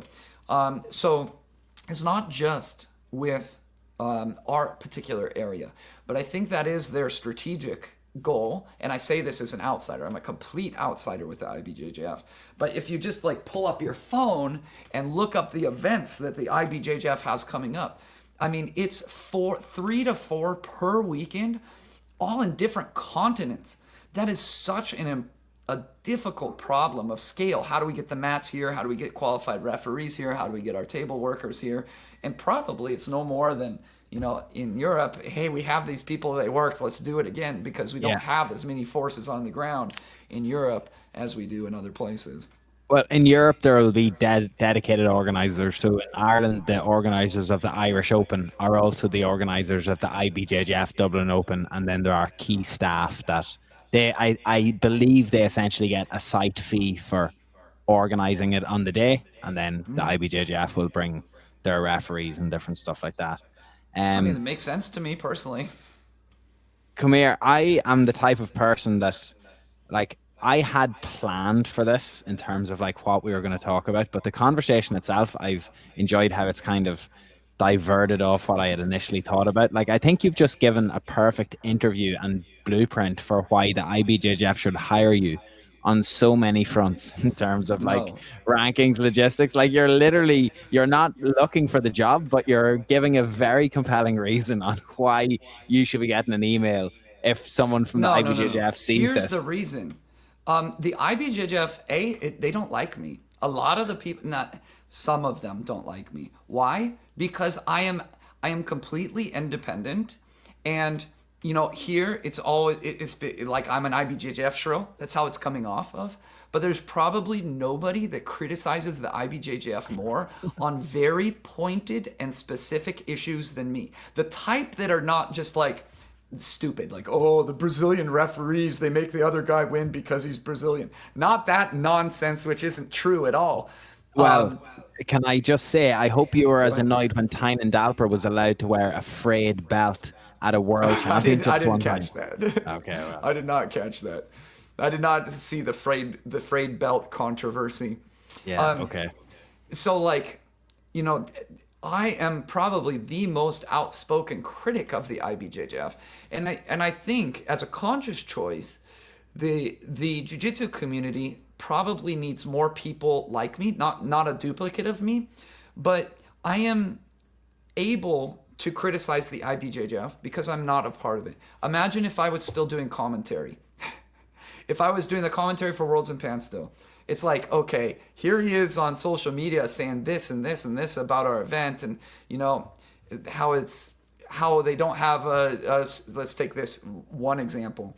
They don't have a ultra heavy weight class for females. They 100% should have a ultra heavyweight class for females. So it's super heavy, which is not heavy. I don't want to mess up the weight category right now. I don't have it memorized, but it is not a heavy weight category.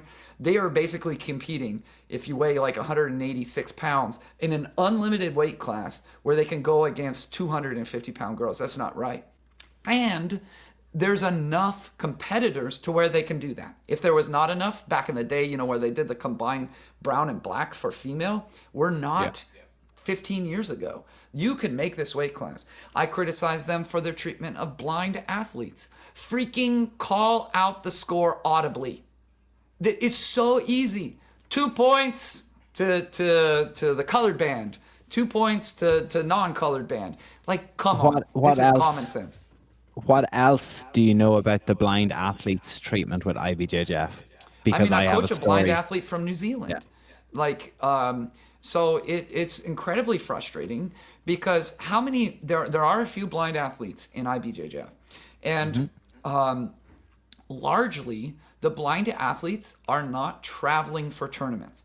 So they have generally a strong support system there for them to help accommodate their disabilities. They know that their athlete needs to know the time and the score.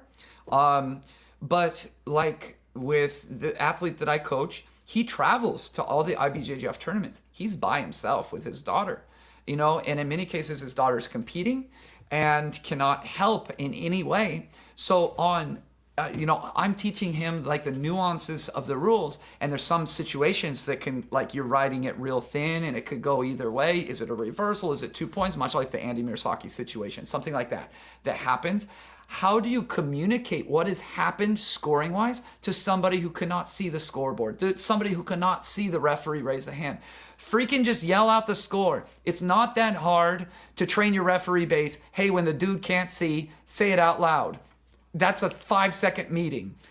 Yeah. And what you could do is you could have a little disability thing on the IBJJF card, a little circle. So you present the card to the referee. Referee goes, okay.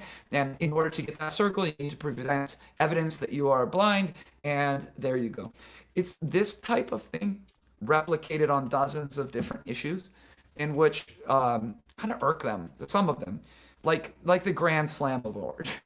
That's the one guy got really upset with me, because they do, for those of you that don't know, they have the Grand Slam start with World Championships of the preceding year, and then the next 3 Grand Slam events, it ends with Brazilian Nationals, which is a bunch of nonsense.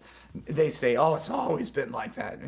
Nobody's ever used that term like that. It is always the same calendar year. It starts with Europeans, and it goes Pans, Brazilian Nationals, and Worlds, and you end it with the Worlds. That one actually, kind of got myself excommunicated for, by the way. So, well, everybody said Keenan at Purple Belt did a double Grand Slam because it started at Europeans and finished at Worlds. Yeah. Jimmy Harbison did it at Brown Belt. Yeah. So anyways, that got me in some real hot water with it kind of hurt my athletes actually with the matchmaker of Crown. So haven't received an invite. So anyways, that one is so funny to me because they do in their own way respond to the criticism that I've been given and giving them. And you're going to love this. Once you tune into this, you're going to find it hilarious. If you do a Grand Slam, like a real Grand Slam, like, like I just described, ends with worlds and has the preceding 3 before it, they give you an outstanding achievement award. You're going to love it. Go back. Everybody will say, the athlete themselves, they share the picture and they say, here's my Grand Slam award and everything. Zoom in, look at the award. It does not say Grand Slam. It says outstanding achievement. So they give the Grand Slam and then they give the Outstanding Achievement Award. You'll love it because you'll just see the rigidity of the IBJJF in full display. Which, by the way, you want an organization like the IBJJF to be rigid. As running an organization, you are constantly bombarded with people trying to get some angle on you. Whether it's, we didn't make weight, can't you just put them in another division? Things like that. All the time. And you just need to be rigid and kind of anal to be able to put on a successful organization. So it's actually like a double-edged sword. It's actually their best asset that they don't change on a dime, that they don't immediately change something as soon as they receive the slightest criticism, which some do. And there's some organizations like Jiu-Jitsu World League, for example, which is a local Southern California-based organization that's very popular here. They operate on the premise of trying to please everybody, which pleases that person in the moment. And it really only pisses off people like me, where you show up and, for example, your brackets have been published and you show up and they just change the brackets. Things like that multiplied over. They're doing that because they want to placate the person who's upset. You just need to be kind of a little bit of a Boy Scout, a little bit of rigidity. I mean, bureaucrats. As a bureaucrat, you want and need to be a little bit rigid. Are they too rigid? Yes, and it annoys the heck out of me. I mean, make it easier for these people to register for your membership. Quit kicking their background because it's off-white.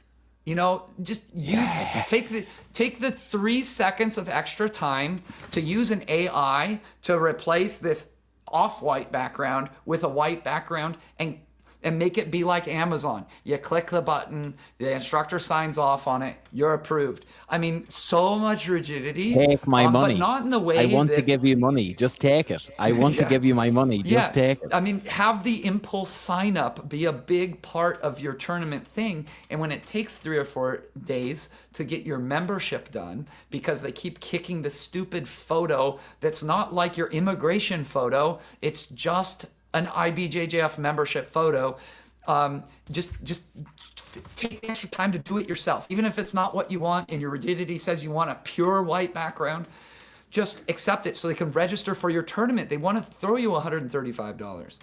The reason why I asked about the blind athletes... hang on, because I actually do want to finish the point, is that I think the sport needs more voices like mine that actually know the system but are not part of the system. And that is why sometimes my voice is a little bit more unique if you follow me on social media, because the people who know the system are generally part of the system and they cannot criticize it. They're probably just as frustrated on certain things as other people. So yeah, that independent voice I've always had, whether it's IBJJF or not. Another thing about me is that I am unaffiliated with anybody. When you speak out about a certain thing, let's say I speak out against performance enhancing drugs. I talk about this a lot. Well, let's say I notice on social media the trend of people using intravenous IVs for vitamin replenishment. And I say that this is against USADA rules. Here's 12 athletes, I think I made the post on, that are doing this on their social media accounts, and this is an anti-doping violation. It's not doping. It is a prohibited method because you don't want people sticking in a needle in their own arms in order to gain some perceived athletic benefit. Well, here's what happens when you do that and you're part of an association. That person, whoever is in charge of my association, they get a complaint from that person who owns their own academy and is probably more established than I am, and then they tell me to knock it off. That's what happens. If I criticize the IBJJF on some sensitive issue or just any sensitive issue in jiu-jitsu and it kind of speaks to them, you get the message to take that down. I promise you this happens. So you end up being kind of silent on a lot of different issues. So I think being an outsider is actually one of the more unique things that I can offer because, I have kind of suffered. I have climbed an uphill battle being completely independent of kind of like all of this stuff in order to get to the spot where I am. And when you just say on the, well, sorry, I'll go back to that in a second. Just regarding the blind athlete, why it came up at the Dublin Open, I introduced myself to a blind athlete who is obviously traveling by himself. He was a French guy. He was a Paralympic judo competitor who's a purple belt. He trains in Nantes, a city in France. He trains with Delahive and Nantes. And I got chatting to him and I offered him a lift into his hostel in Dublin city centre because Dublin's transport is terrible, especially where the venue is in relative terms to where he was staying. But I got chatting to him and he told me that the IBJJF used to allow him to take a grip to start the match. He says that he thinks he only knows about 5 to 6 competitors who are blind. One person complained after losing to a blind athlete that they had an advantage by getting to start with a grip, and then he was no longer allowed to start with a grip.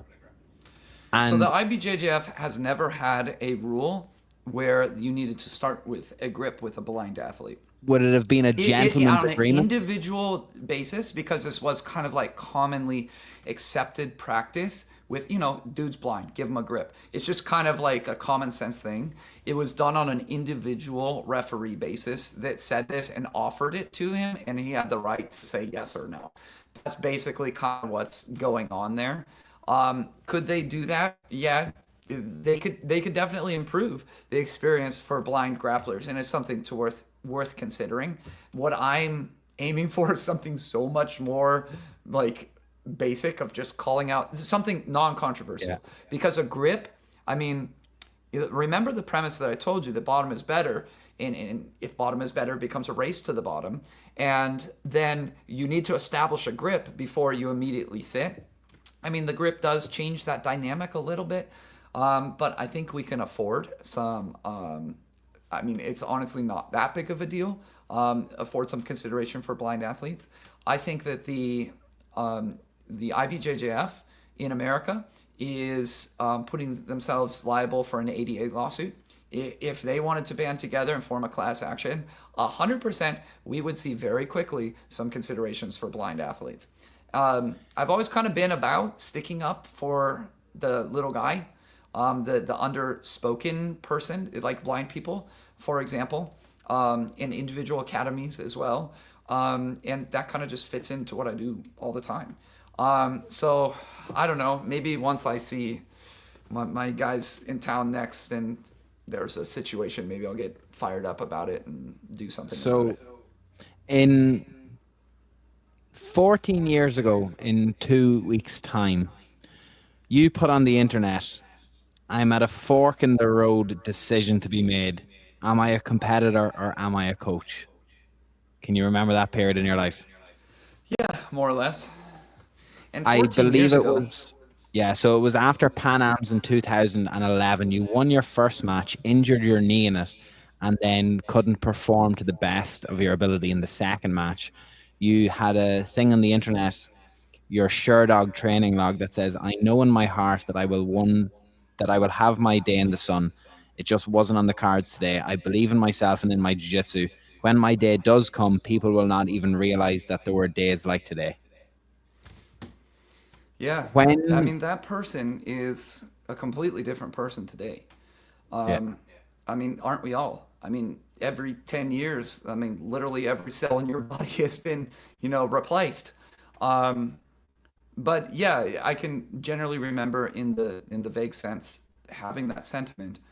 At a certain point, you it's kind of like what I started with when I said at a certain point, 20 years in, you want to you make your contribution in the sport. I started when I was 21 years old. And at the time, it wasn't like super crazy to believe that somebody starting at 21 could achieve the pinnacle of the sport. Fast forward 10 years, now you're 31, 32, 33 years old. You're still reasonably young. And while you're on the tail end of your athletic prime, you could still conceivably do that. And especially when probably those words were written, it was probably more true than it is today.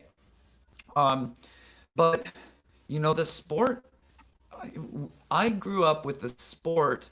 The analogy that I give is like it's technology in 1990. I mean, 1990, I was a kid. There was no internet.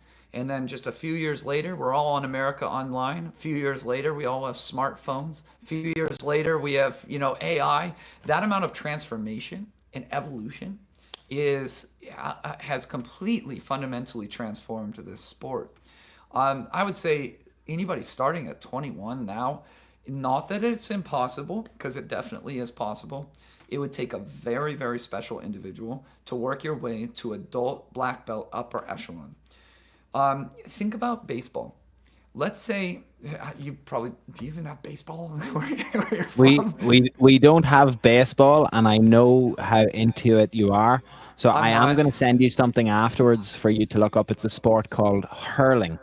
We have a national sport in Ireland called Gaelic. So Gaelic games, GAA, and it's 15 players. There's football, which is what is called Gaelic football, and then there's hurling.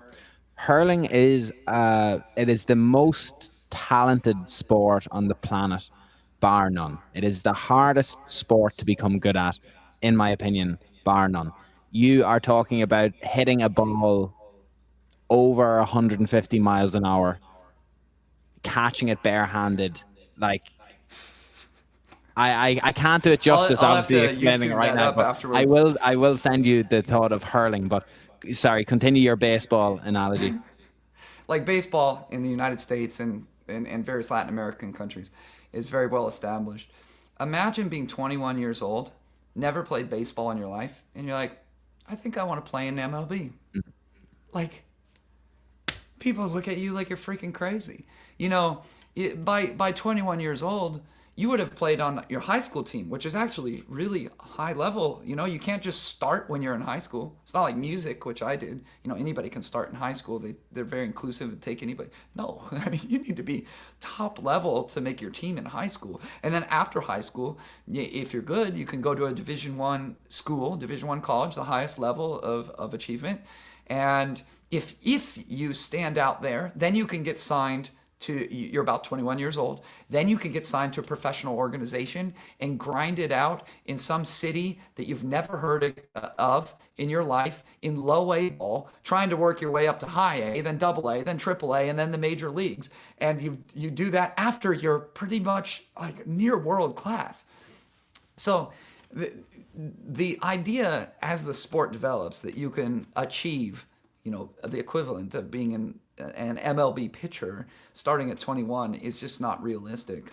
So like with me, and at the time that I wrote that, I was very, very competitive on a personal level. Just my mentality. I did not have the skills necessary and the mindset necessary to understand what it looked like to achieve at the highest level of our sport. I had no idea. So a lot of it was trying to figure it out. Not even in the immediate future after that post. You said it was 14 years ago. Was I a purple belt? Purple belt? Your purple belt, it was July Yeah. 2011.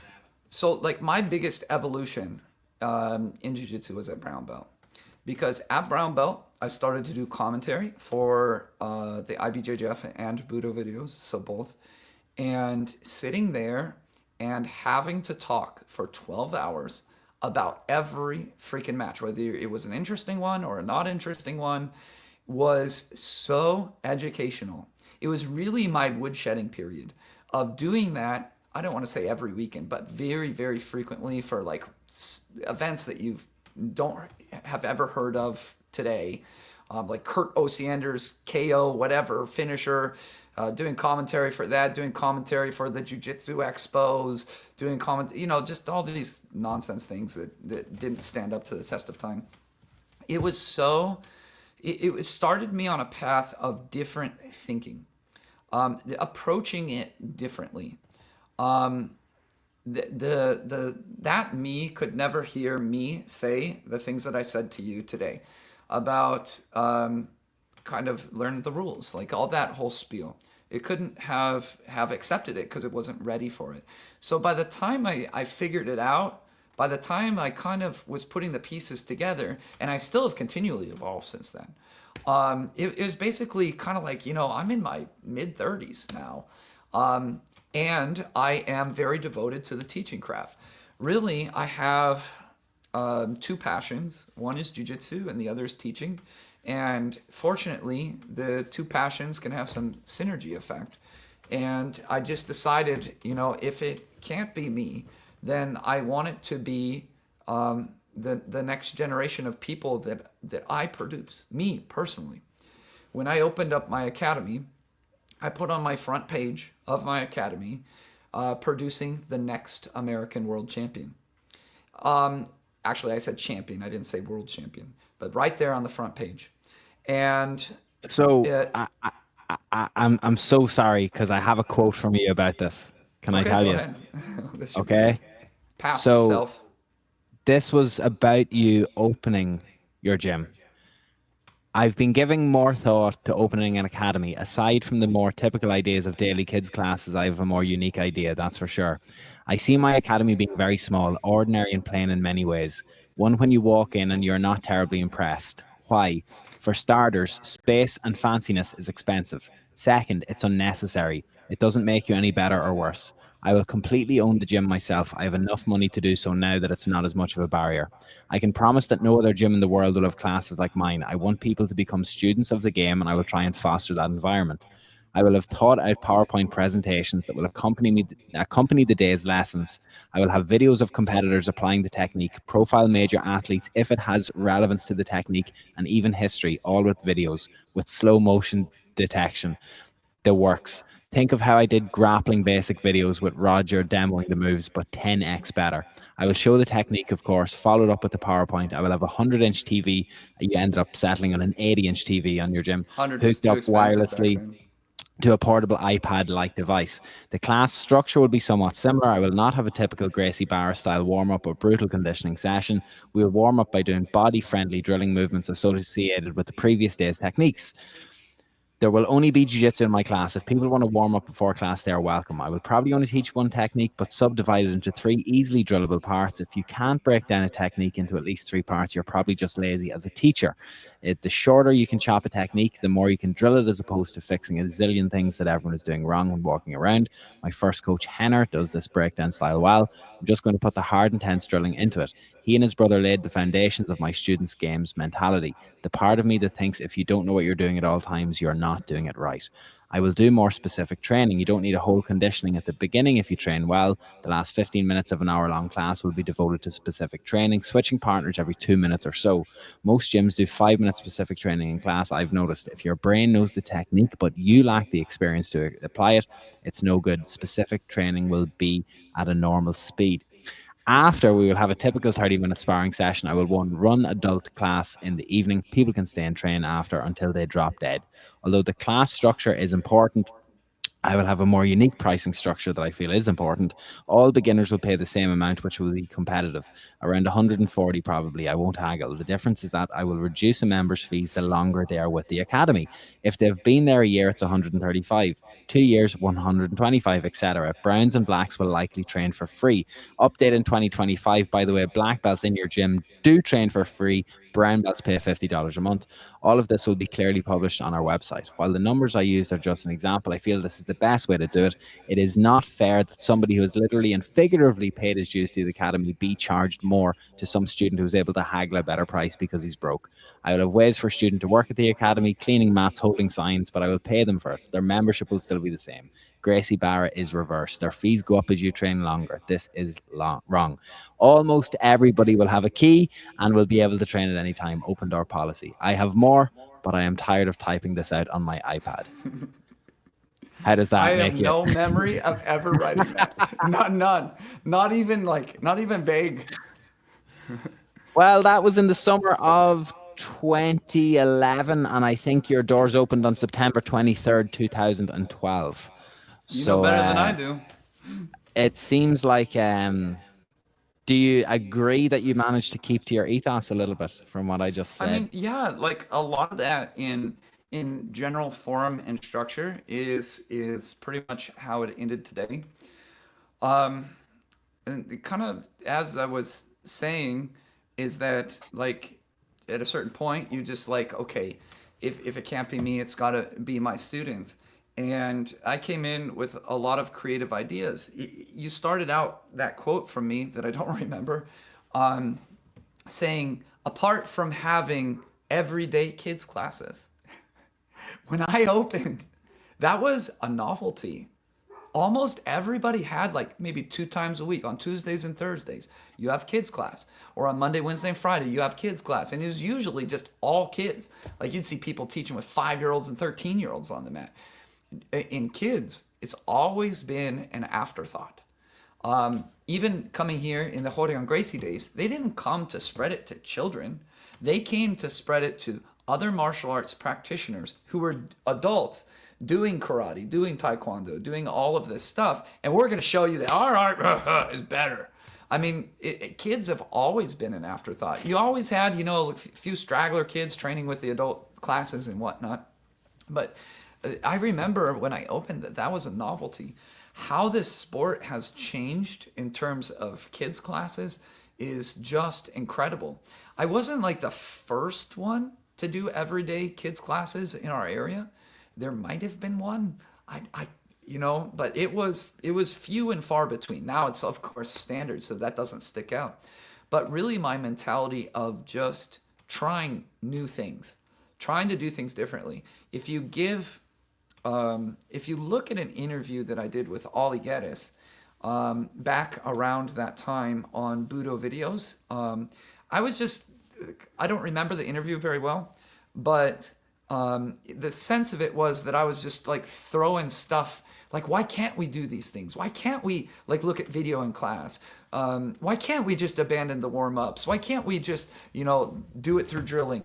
All of this type of like just different ideas were just bubbling to my brain. And a large part of the time, the last 13 years, has been just trial and error, to be honest with you. There's so many things that didn't work out as far as like how I thought that they would go, or things that would work, and then other things that would work. So it's been quite an incredible ride. But really, probably the biggest thing was the focus on the kids classes, because as I said, when I was launching my school, which I did as an experienced brown belt, I think, it was weird that a brown belt opened their school, for starters. I just got criticism from that. And then for some nobody brown belt to put out that they were going to make the next American champion. I mean, I got ridiculed by black belt world champions, by the way. I'm not going to mention their names, but specifically towards me, ridiculed. Ridiculed for everything that I was doing. I remember very early on, I didn't understand Marcelo Garcia's game very well, beyond just like surface level understanding, like what most people have, to be honest. So I filmed myself around I this watched time. that today. I watched that Oh, you today. watched it today? Yeah. Yeah. I mean, that's been every So day. for the people that don't know, can you explain what you filmed?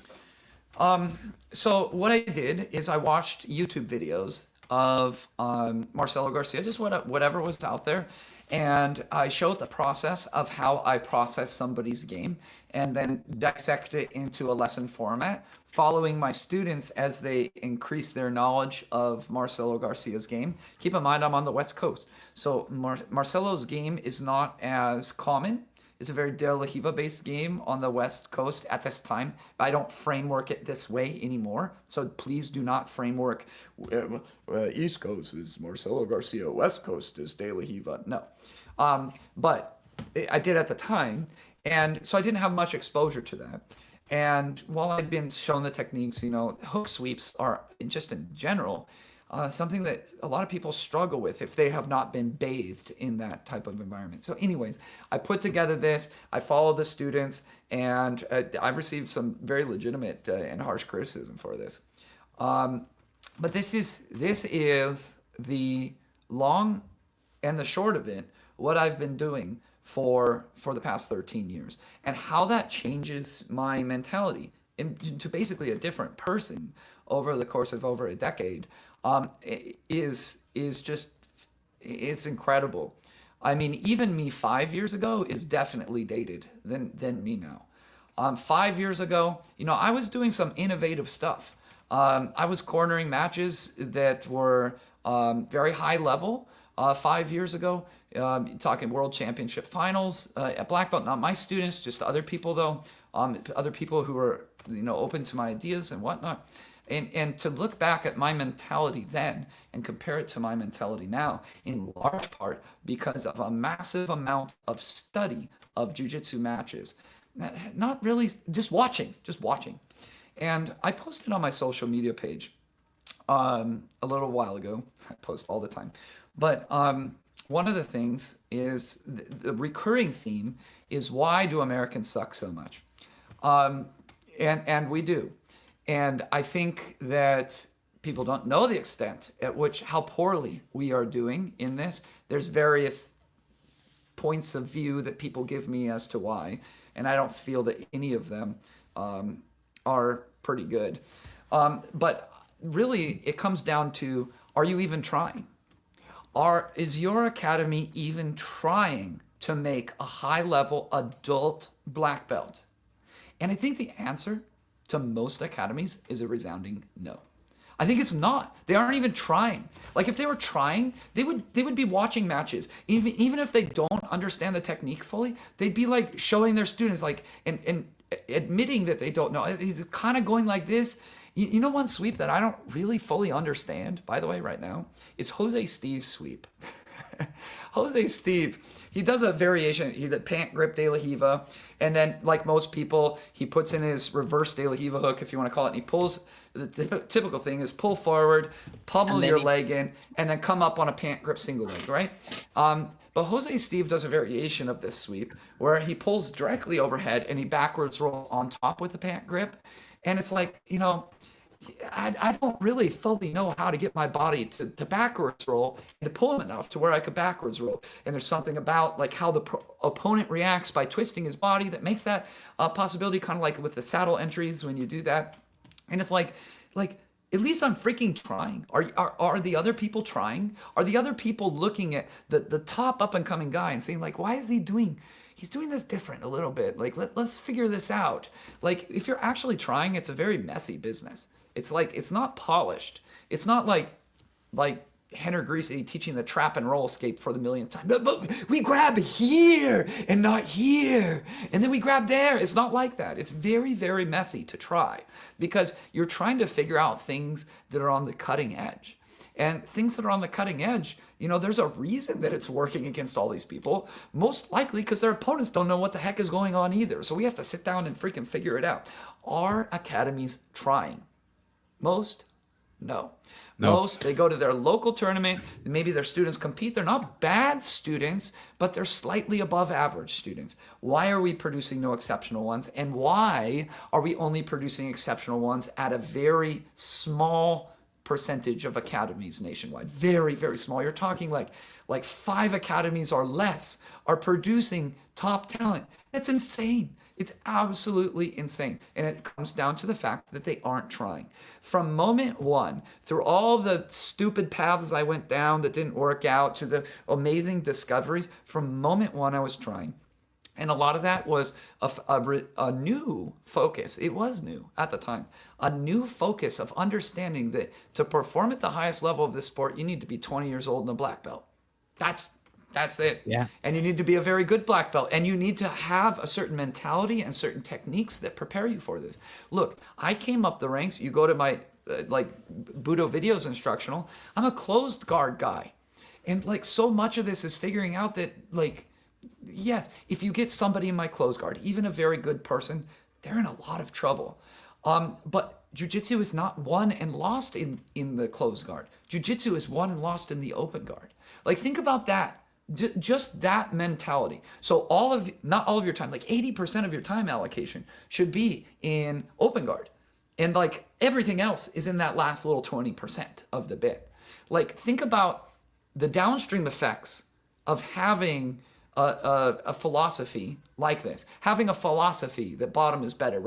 If bottom is better, it's a race to the bottom. If it's a race to the bottom, you have to pull quick. And if you have to pull quick, you have to pull in certain ways. And when you pull in certain ways, you will establish certain positions. And those certain positions have increased priority in your training regimen.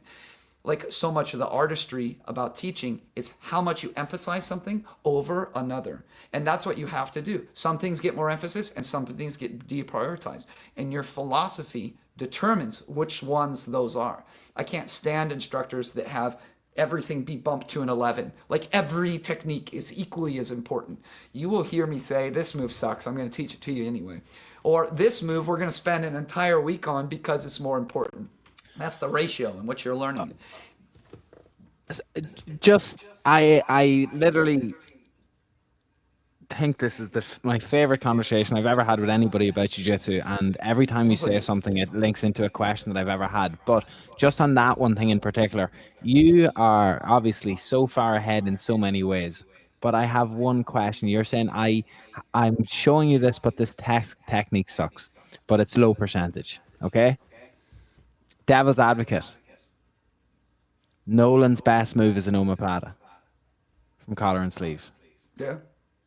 Omoplata is often considered not as strong of an open guard attack, but it has a versatility because it's more so used as a sweep. Okay. Yeah. So you want me to respond to that?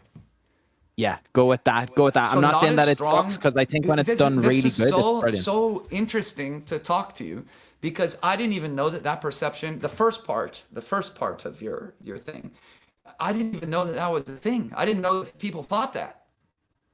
I mean, legitimately. I think that. Yeah. What is that?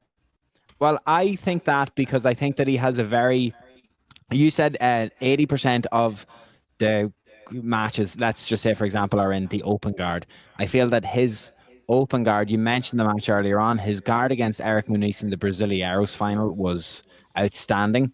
I felt that he was What are you talking about? It was awful. Yeah, it was. It got passed at the very end.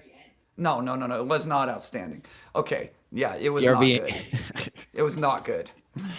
Okay, and go perhaps, back. Perhaps I can.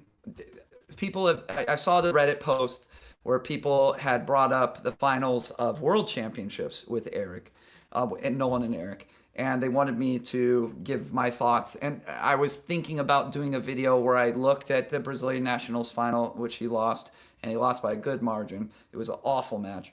And then at Worlds, he did quite a bit better, putting himself in positions where he was able to attack more, etc. And what the process was between one to the next, and potentially what could the process be for the future.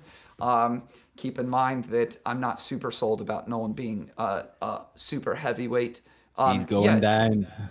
but this is so many people are not familiar with Nolan yet. So Nolan came up the ranks as a middleweight. He eventually weighted out of middleweight to go into middle heavy, which is kind of where his body wanted to be. He presented me with the idea of moving to heavyweight because he said, not speaking of any particular opponent or anything, that there's just more of a steroid division where they just don't do as much jiu-jitsu. And then, so I took his leap of faith, and that was recently. That was last year. And going to heavyweight. I developed my website. I now have the math to actually see how he will do in each of these divisions, and the math said to go to super heavyweight. So he, on my leap, I leap of faith him going to heavyweight, and he leap of faith. There was a huge leap of faith, mind you, because he weighed 198 pounds to go to super heavyweight when he went to super heavyweight. And he pulled in on the first time that we did that. He pulled in his first Grand Slam gold medal. So I mean, yeah, math that ties into IBJJF rankings. I was actually having this unsolicited conversation with Andy Murasaki about weight class selection and how IBJJF rankings can be used to accurately assess how you will do in a given category, because Andy has alternated between like everything, right? Lightweight, middle heavy, how he can use the math behind the calculations of weight to select his appropriate weight class for the tournament. And that's exactly what I did for Nolan. And the only thing about that is that you run into freaking Eric Munis at the end. There is a reason that Eric Munis is the #1 pound for pound guy in jiu-jitsu. I don't think he gets enough.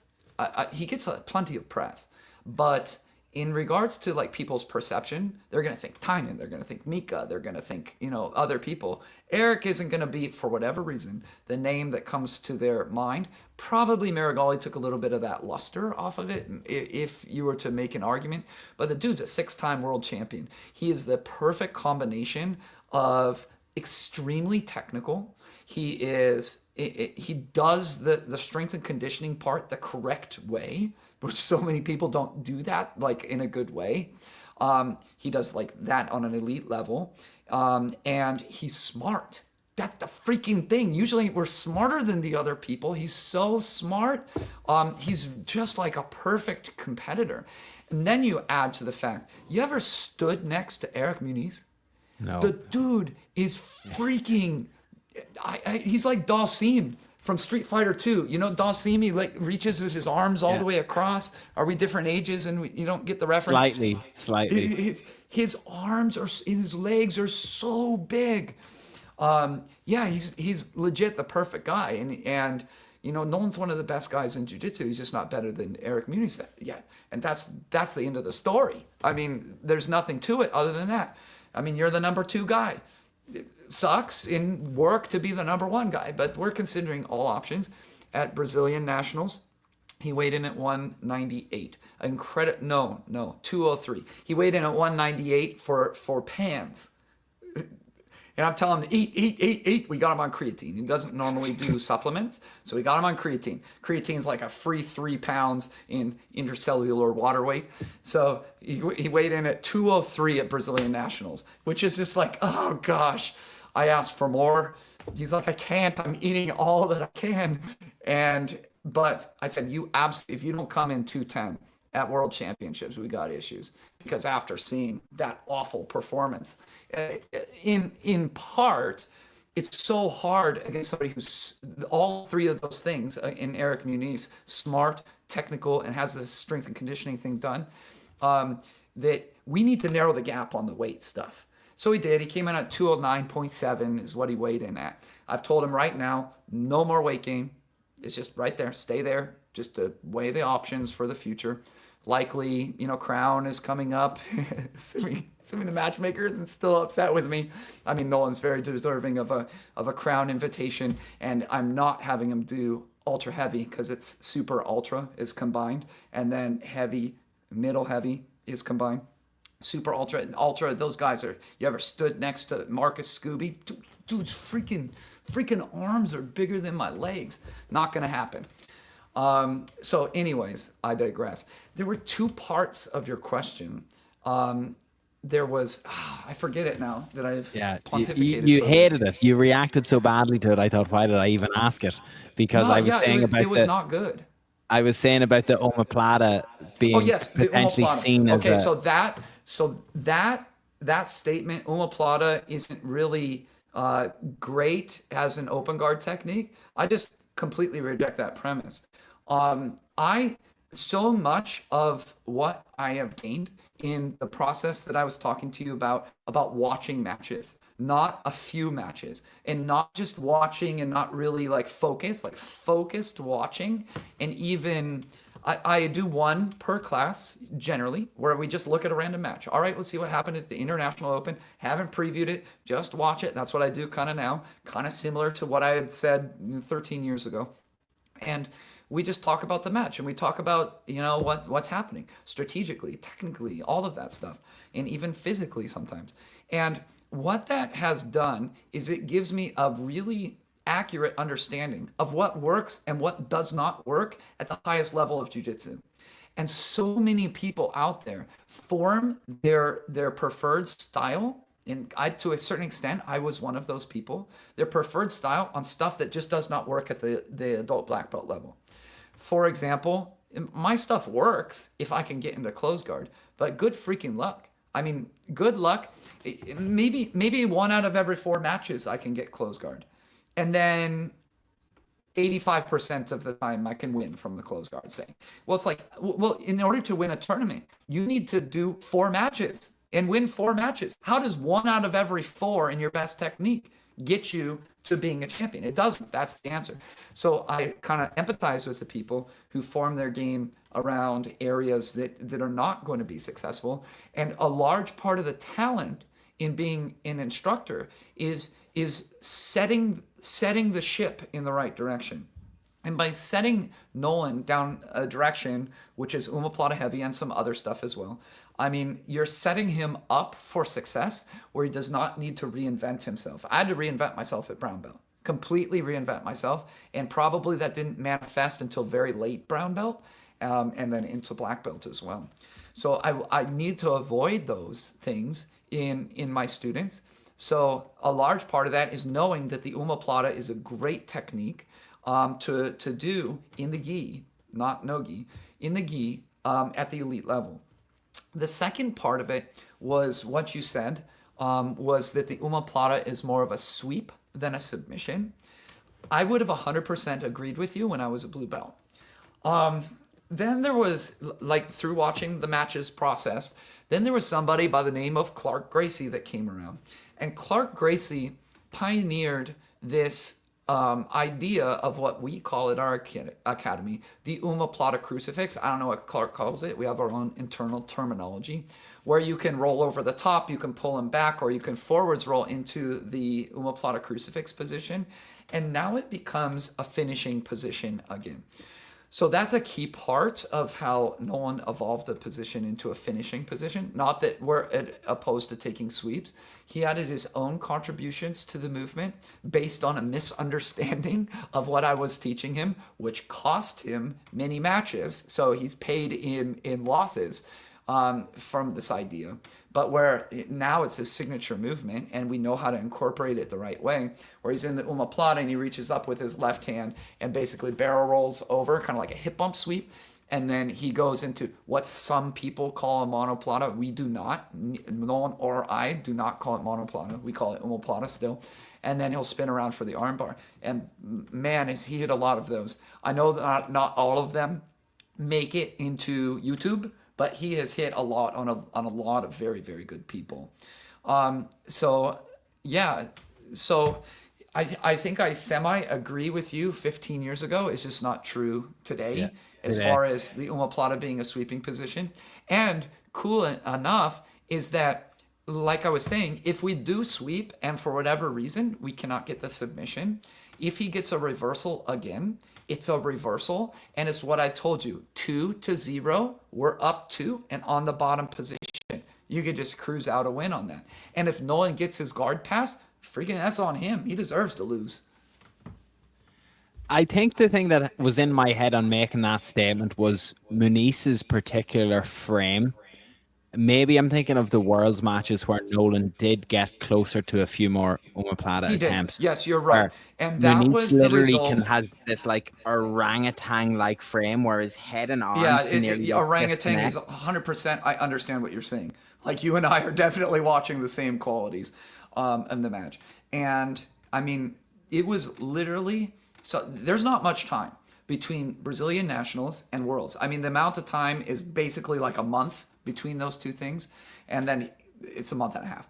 But he was in Brazil. Nolan is half Brazilian. His family owns a farm in Minas, and he stayed there and trained with his local academy like nothing. He's at most at home in these small nothing academies. That's where he enjoys everything the most. He's a true small town guy in that respect. He stayed there for 3 weeks before, something like that, 2-3 weeks before, and then 2 weeks afterwards. So really, the time that we have, where I'm not just remote cornering him or remote coaching him, telling I need you to do specific training on this and this, and this is how I need you to do it. Here's a film of it where you sucked. And he comes back, I have a month. And in that 2-week period where he wasn't there, my whole academy was learning Eric Munis so we could give him better looks. I mean, and there were drills and games. You could probably, I haven't watched the match. It takes me a while to emotionally, both of us. I mean, we are hyper competitive people. Like we do not like to lose. When I'm cornering a 10-year-old child, it's all about the process and all this. When you're in MLB, Major League Baseball, continuing with the analogy, it's like, it's about winning. It's about delivering results. And we did not get the result that we wanted. Kind of had a hunch that it might go that way based on the last one. But I mean, it's a very painful experience. It takes, a little bit for us to just be like, all right, we're going to be facing him in 2 months. Let's bust out the video. Let's do some specific training drills on this stupid cross sleeve grip that he's making. Who makes a cross sleeve grip first? Anyways, and he was not able to respond in a way that I know that he should respond. But you'll hear me, so I have not watched it, but you'll hear me in the video, I think, because I read the comments on Reddit. Where I'm saying, play the game. We're coming up with specific training games where to deny the cross pant grip situation. Yeah. You weren't as I think as a cornerman, you are fantastic. I was plagued coming up at the lower belt levels by having what seemed like Dara O'Connell plugged into his students with a controller, telling them exactly what to do, exactly how to beat me at exactly the right time. You know how I talked about you have the people who know and the people who don't? Dara is one of the people who knows. I mean, it's so rare. You hear the podcast that you did with him, and you know that this person just gets it. And it's so valuable to have that. I mean, I have tried now as a part of the reason why I do want to do interviews and podcasts is not because I want, even when I used to do this as a job with MMA fighters, it wasn't because I thought somebody listening to this somewhere needed to hear what Joe Lozon had to say about his upcoming fight in UFC Boston. It was because I wanted to try and understand how Joe Lozon got to where he was. And as a consequence of that, other people are going to listen to it. So Dara was a guest on it because Dara is the best coach from Ireland. He's the best competitor that Ireland has produced. Can you just drop Ireland from that, please? Well, you think he's one of the best? Yes, he's one of the best. Yeah. So no, I don't disagree. It's that he's produced people coming up. He's produced them at multiple belts, multiple weights, multiple, male and female genders. Do you know? Like, this is just insane. And where I feel like from taking more of a note of how you coach Nolan, like, you are very similar in how you are on the sidelines. And I was so disappointed that for once Flow Grappling's production was quite good for this year's World Championship finals, that you can't hear the coaches in the finals match. So you can't hear really me in the finals? No, maybe people who are putting those posts up heard you in the venue, or like on the English commentary stream that I was watching, I could not hear any of the cornering, and that was the thing that actually nobody cheers for Nolan.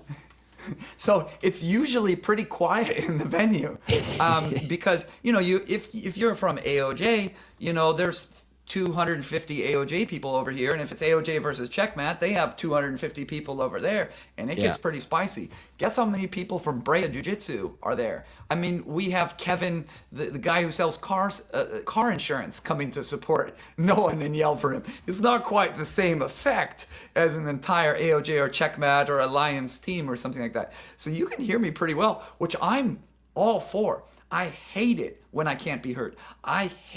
I've cornered some high-level matches where because it's not quarterfinals yet, I have to be in the audience.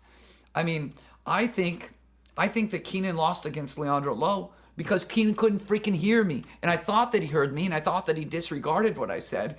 And I'm like, Keenan, why didn't you do the thing? And he goes, What thing? I was like, I told you like 3 times to do the thing. I thought you just ignored me. He's like, I didn't hear anything. And I told him what it was, and he's like, oh, you're right. That would have been really good there. It's so frustrating, this. Another one, and sometimes there's communication issues with like language issues. It's tough when they need to trust.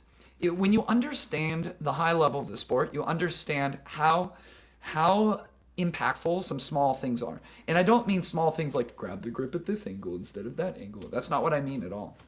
I mean like quickly assessing whether it's double pull or not. Like, you know, the referee looks at his watch. That's a double pull signal. Okay, well, let's say he doesn't look at it, and then one side referee looks at it, but the other doesn't. So I tell the athlete to get up, and then the other referee stands up and puts his hand on the watch because he says it's double pull, and the other two didn't say double pull, and I'm trying to communicate with that athlete, but then I'm fighting the crowd. That is very, very frustrating because those moments are critical moments. But Nolan doesn't have those problems. This is the crickets. Nobody roots for him, which is crazy. He hasn't got, aside from after he won his won Pans, he had only done one interview his entire career, and it was with our friend Karini. She runs a very, very good news, BJJ News, for the Brazilian audience, and he did an interview with her. But other than that, it's been nobody's covered him, which is crazy. He's like gone up the ranks. He's basically doing all the same things that Cole Abate is doing, and Cole 100% deserves every bit of press that he gets. But it's like Nolan's got zero, which is, you know, turns out to be I can corner pretty well because nobody's rooting for him. So I remember at Europeans in Paris in 2013 that Cole Abate was maybe his finals match. He was purple belt featherweight. He was competing against the Brazilian. No, 2023. Sorry, my bad. 2023. Like 3 years old in 2013. 2023, purple belt featherweight. He's competing against the Brazilian guy from Alliance. Cole ends up winning. Oh, by the way, hang on. That is what I want my website to fix. It's a Brazilian guy from Alliance. Yes, yeah, that's how everybody does it. Cole versus a Brazilian guy. Who did Cole lose to? Some Brazilian guy. I don't know. He beat Cole, but he's a really good Brazilian named John Pablo Silva something. That's what I want my website to fix because it can highlight it. And it's not a dig or anything of that nature, but some Brazilian guy from Alliance is literally the number 3 reason why I want to do that. Because if you can beat Cole Abate, you are among the top of our sport. And I don't care how you win. I don't care if you win by decision or one advantage. You are among the top upper echelon of the sport. And everybody should know the Gaudis of our sport. Everybody should know, you know, all of these up and coming guys. Everybody should know Chapolin. Everybody should know Macon. Everybody should know these guys. They shouldn't be some Brazilian guy. Keep going. Wasn't a knock personally. Romulo Elizu Roca Denise. Yeah, he's really good. He's so good. That guy is amazing. He is awesome. He's who I built the website for. See, you knew the name. You actually knew it wasn't. No, I used your website because I knew that Europeans 23 is one of the data points that you must have contributed through from Flow because it had my Europeans matches from that year on it. Yeah, and if you mouse over it, you can see the source of the data. We put the source of the data there. So he, as of now, is still a brown belt. He got disqualified by technical decisions at Worlds. He lost to some... Wait, no. That was Gotti. Okay, keep going. I was trying to remember how he did at Worlds. The reason why the Cole point came up is because even though there were 11 other simultaneous matches, and he... Sorry, I was going to try and tell you who he had lost to there at Worlds, but I did just lose it. Cole and Romelu were competing, and every single accredited media member with an orange vest moved away from every other mat that was happening. And I have a video of it on my phone, watching from the stands, pointing out to a blue belt student, saying like, "Look at this! Like, they have built a brand that allows everybody to want to be the picture, to take the picture of him ripping the gi open or pointing at gi, or you know what I mean? What's going to happen after this? Is gi going to put a brown belt on him, and I going to get the picture of it?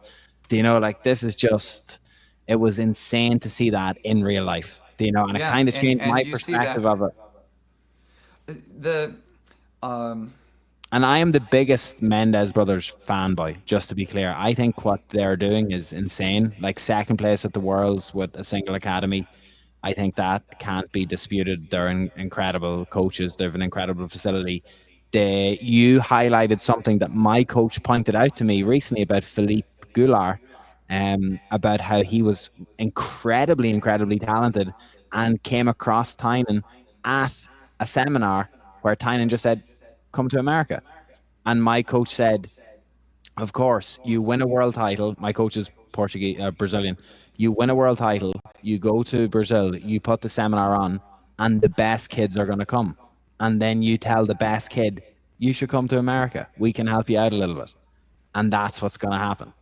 So, sorry, I know that's like 2 or 3 points there in one, but, and yeah. it's So not a like slight of them. backing up. I mean, I mean, you could go on for an hour based on what you said. So backing up, like I don't. There's nothing wrong with Cole marketing himself as a brand. He obviously spent a good degree of consideration for how he's marketed and presented, as do all of the AOJ athletes. That's definitely Hoffa and particularly Guy rubbing off on them. That is an important aspect of being an athlete, especially in this sport, is marketing yourself. Something that Nolan has not done. If you go and reread what I apparently said 13 years ago, where it was no flash. There's no flash in my gym. You walk in, like what would IBJJF do if they did a gym tour of my gym? You walk in, here's the mat, there are the chairs, there you go, there's your tour. There's no museum piece, there's no lobby. You know, when I built the gym, it's very pragmatic, very practical. It's like if I make a little sofa area with a little TV or something like that, that's taking away mat space. You are literally giving yourself less space to get good at this thing that we're trying to get good at. And every purchase, when you have limited money, which there's always limited money, is designed to make you better at jiu-jitsu. I didn't even build a front desk area. It's just like an IKEA desk or something that somebody bought me for my birthday because my other one fell apart that I put in there. And you know, I would have loved to do like a nice drywall, nice little, you know, countertop. No, it's just a freaking desk. Like, what do you need a desk for? That doesn't make you better at jiu-jitsu.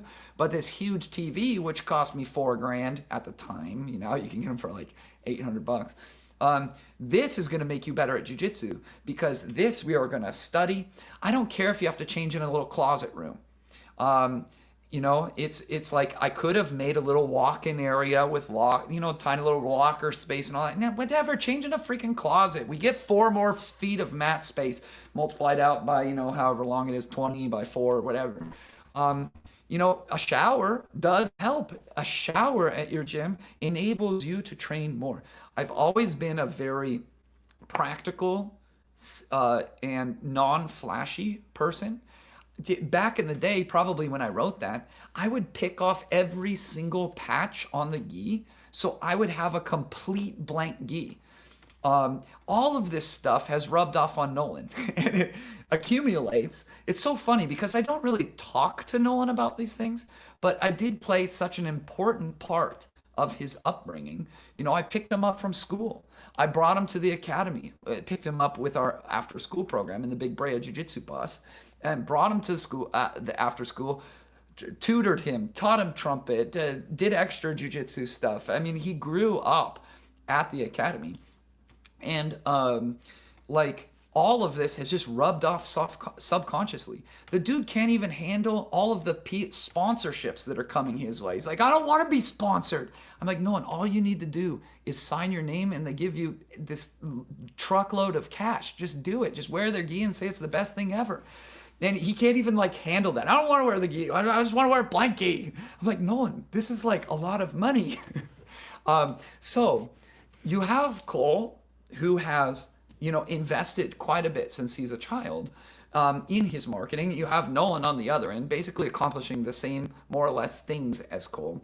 And you get two very different results. And this isn't like bad on Cole. Where I'm resentful about this is I'm resentful for those so-called professionals, read purple belts that are just bloggers or whatever, professionals who are not giving the exposure to the people who legitimately deserve it. That's what irks me, is that, people don't know who Romulo is that you mentioned. People don't know who some Brazilian guy is. And no one's American. He has like cross appeal. Like if you look at his brand, he can tap into the Brazilian market because he's more famous in Brazil than he is in America, believe it or not. In Brazil, My coach he's a loves his celebrity. accent. My coach loves his accent. In Brazil, he is a massive celebrity. He gets mobbed for pictures. There's a line that forms. In America, crickets. So, anyways, so I am a little bit resentful of that. I was told, so like these reporters at the various news organizations, they don't know what they're doing. They are purple belts who've been doing it 6 or 7 years. At 6 or 7 years, you're definitely competent. You know what you're doing, but you don't really understand this sport, especially when it can be opaque with cultural barriers. Kind of like what you were saying with the IBJJF. It's not intentional. Their names are very long. They have 6 names. You don't know which one to even choose, so it's hard to remember. They have a generic face, all of that stuff. They're just not that knowledgeable on who to highlight and who not. And there's some string pullers that are common to a lot of the different organizations that place the various reporters, and then the string puller kind of feeds them the information. This is kind of behind the scenes stuff. And I was told by one of the string pullers that Nolan is just boring. He's too boring. I'm like, what do you want out of Nolan? He goes in, he submits like 80% of the people he goes against, except the very, very top guy that we're just trying to eke out a win because he's also very elite. I mean, he doesn't say anything. He's super simple. He's humble. He doesn't talk brash or anything. I was just told he's boring. It's about who's the most exciting. That's what I was told. And it just irks me so much, this type of thing. And we're still fighting it to a certain extent. With the amount of coverage, but definitely you can't ignore them now. You're making the finals of Worlds, you're making the finals of Brazilian Nationals, you're winning Pans. You can't ignore somebody for that long. But yeah, his first mention of on flow ever was when he won Pans. Yeah, so my unsolicited opinion here, because I don't want to get you in trouble. I have my own. I'm outspoken. I'm going to say whatever I say. Yeah. I don't care who it offends. I go to my clunky little gym after this. All these people have heard me say these things a million times. And those are the people that I care about. My no more than 150 members, kids and adults. I don't cap it, but like I keep my academy small because my brain can't handle more than 150 members. By the way, those prices that you quoted, I charge less than that now, which is kind of crazy. Yeah, no. With all the inflation, I charge $125 a month. I was like, 140. Why did I make it 140? I could definitely, maybe afford shoes or something. I don't wear shoes, by the way. I don't have clothes either. My clothes is just what people leave. Free IBJJF t-shirts. Yeah. Good choice. The South American 2017 championships. But I actually have somebody, believe it or not, obviously you can narrow this down. So the IBJJF gives t-shirts for world champion black belt adults. I have one of those that was left in my dryer. So that's how I accumulate my entire wardrobe. Pato. What? It's either Taliesin, Suarez, or Pato. I actually don't know who it is. All right, yeah. Yeah, I just ended up there. They're like... it could be Paulo's, it could be Joao's. I don't know. There is just so many little intricate things off that, but just in regarding the marketing or the advertising or how they choose who they go for, it's not. Wait, hang on one second. I just want to emphasize, most of the time it's not malice, it's ignorance. Yeah. I mean, ignorance is always like the chief It's simpler explanation. Then they don't like you. It's so easy to get into conspiracies and all this stuff. It's just But like they don't know. When you go and you watch a tournament, how overwhelming it is to it's actually like insane. cover. I mean, it's insane. And I've already mentioned Although, this before, but that's why I I, want to make my website. It reduces yeah, ignorance. So people can get the appropriate sponsorships. The people that deserve them can get offered the sponsorships. And a little bit is there's a lot of cynicism in what I did because I know how easy it is to make a top team. You pluck out the top rate juvenile or green belt, and it takes such a ridiculously small amount of money to take care of their visa issues, to pay for their flight, and in exchange to give them a place to stay. Maybe it's, I mean, we had people stay that did not represent our gym because I did not make people do this. They stayed in our students' garages. You know, we have a pretty famous garage where a bunch of world champions have come out of that garage with world champion adults, but I've never made them represent my gym because they aren't my students. I might have impacted their journey in a very small way, but they're not my students. I mean, they were already world class by the time that they got there. I know how easy it is to just identify who the top guys are, bring them. It's about $1,000 a piece. So for maybe 10 grand, you're one of the top teams in jiu-jitsu. And this is all that anybody's doing right now. No knock on any of these people. It's just a different model that's taken hold in jiu-jitsu. But you take the meteoric rise of Start Doing. Start Doing is a nice gym. They have their own like hobbyist component. A year ago, they put out a call that said, hey, send in your resumes. We're going to pay for you to have a place to sleep. We're going to pay for your diet and come be a part of our competition team. Your job is to win. And it's like, okay, that's what these top teams are doing. They're recruiting mainly from the interior of Brazil, bringing them to the coastal regions where these are set up. Start Doing in Florianopolis. You have Curitiba for Checkmat. They're bringing them in. You have Sao Paulo for like Cicero and some other guys. This is basically all that anybody's doing. Give them a place to sleep. Make sure they don't starve. And you're a top competition team. So by democratizing this information, it kind of like brings it out in the open a little bit. Because it was hard to figure out who the best up and coming guy is. Now you can just check my website or our website. I don't want to take all credit because Will is just as integral as I am. We are 50-50 partners on it. but I didn't know about Start Doing until you had posted it, and this is why I was saying about how you should be hired by the IBJJF or by Flow Grappling or by whoever, because like you should be that string puller and say that go do this, go do that, because me and um a teammate of mine who is 20. He's a blue belt, and I genuinely think he's the best that has come from our system and our school. We were sitting watching Europeans day after he had competed, and we were watching like the 12 mats. Do you know what I mean? There is actually nothing that I prefer more at those major tournaments. It's so much easier to watch a major in person than it is on Flow Grappling, even though Flow is kind of convenient with the internet. Flow is better for after the fact, in the venue, being able to see the people coming to the mats, knowing who's next, knowing whatever.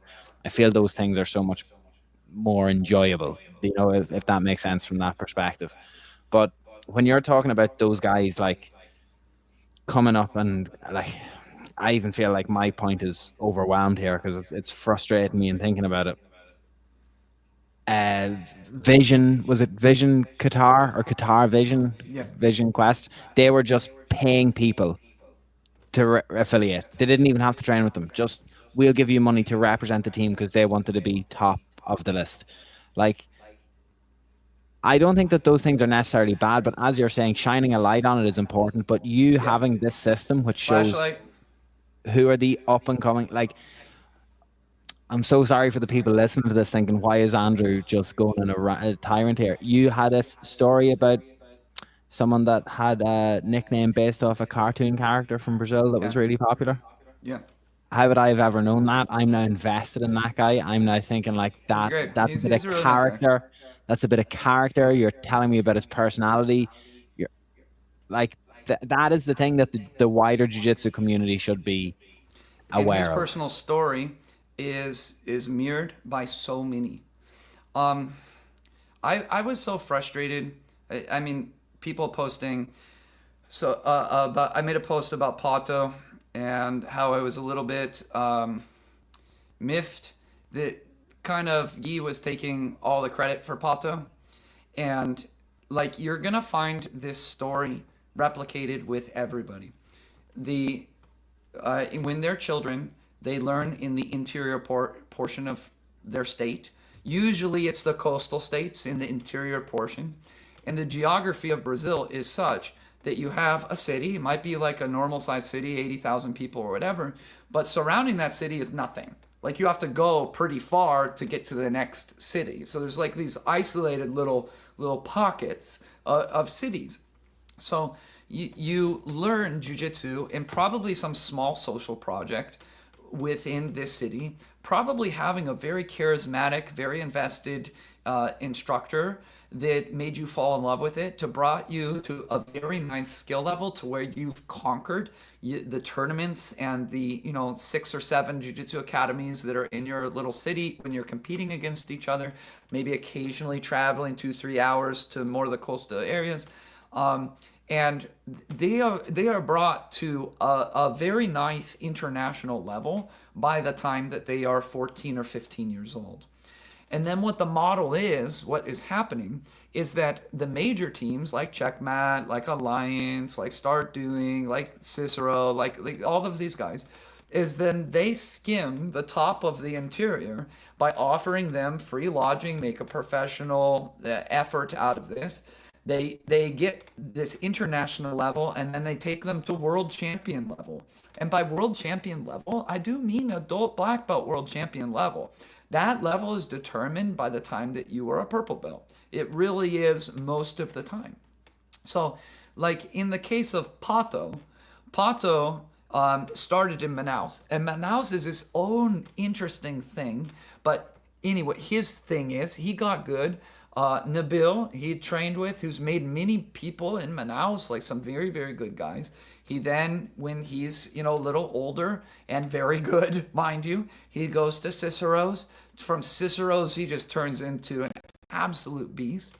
And then usually these people help facilitate your entry into the United States or the international community on a logistical level with flights or visa. There's a lot of people that can help and support you and sometimes even pay for you to have the opportunity to travel.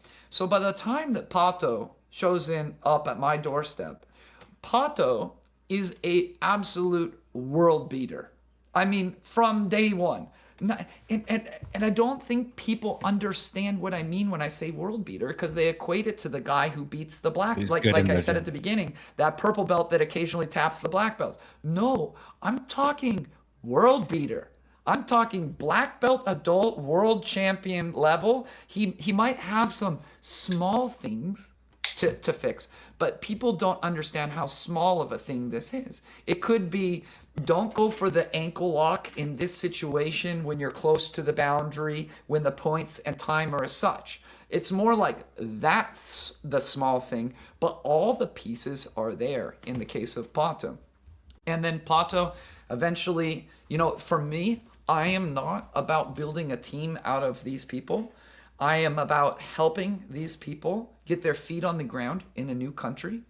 And this brings me far more satisfaction at the end of the day than slapping a logo on Pato and saying, hey, look what we did, Brea Jiu-Jitsu. We're the best. Look at us. Look what we can do. And I did literally zero. I mean, I gave him a place to train for a while. But then he goes and eventually goes to Dream Art, wins his first world championship with Dream Art, and then he goes to AOJ. And it's like, okay, by the time you get to AOJ, I mean, he's already a world champion. He's already beat Tynan in competition, even though Tynan is way bigger than him. He's already has all the accolades. And, you get Guy kind of insinuating that he's the reason for that. And it's like, yeah, AOJ is a really good place to train. And I have a lot of anti-AOJ sentiment, but not against the people that train at AOJ. I have a little bit of a beef not a beef, because that implies that he even knows who I am. I've always been the gnat that just won't go away to like Guy, the one that wants to treat his below him, and I just keep buzzing around his ear. So beef doesn't really well describe it, but like ever since he moved on top of Felipe's gym, literally on top, that pissed me off, because for me that moment really defined character to a great degree. I'm not sure how much people know about this. He moved 15 feet away from another academy and basically kicked him out, ran him out of business. Felipe is doing just fine now, but it was like the multiple-time world champions just coming trouncing on a local little small family-run gym. Yeah, can I give a reference that your local listeners may appreciate more than my Irish listeners here?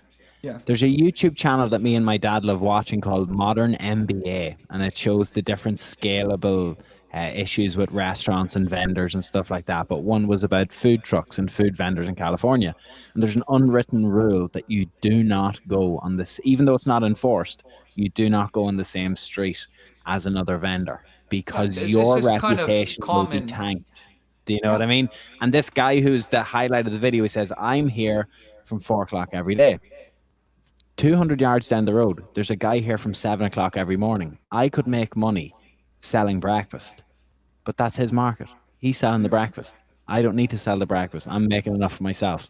Maybe they had, so I think that's kind of what, essentially what people would not know, maybe that don't know, is that literally less than a stone's throw, the doors were opened.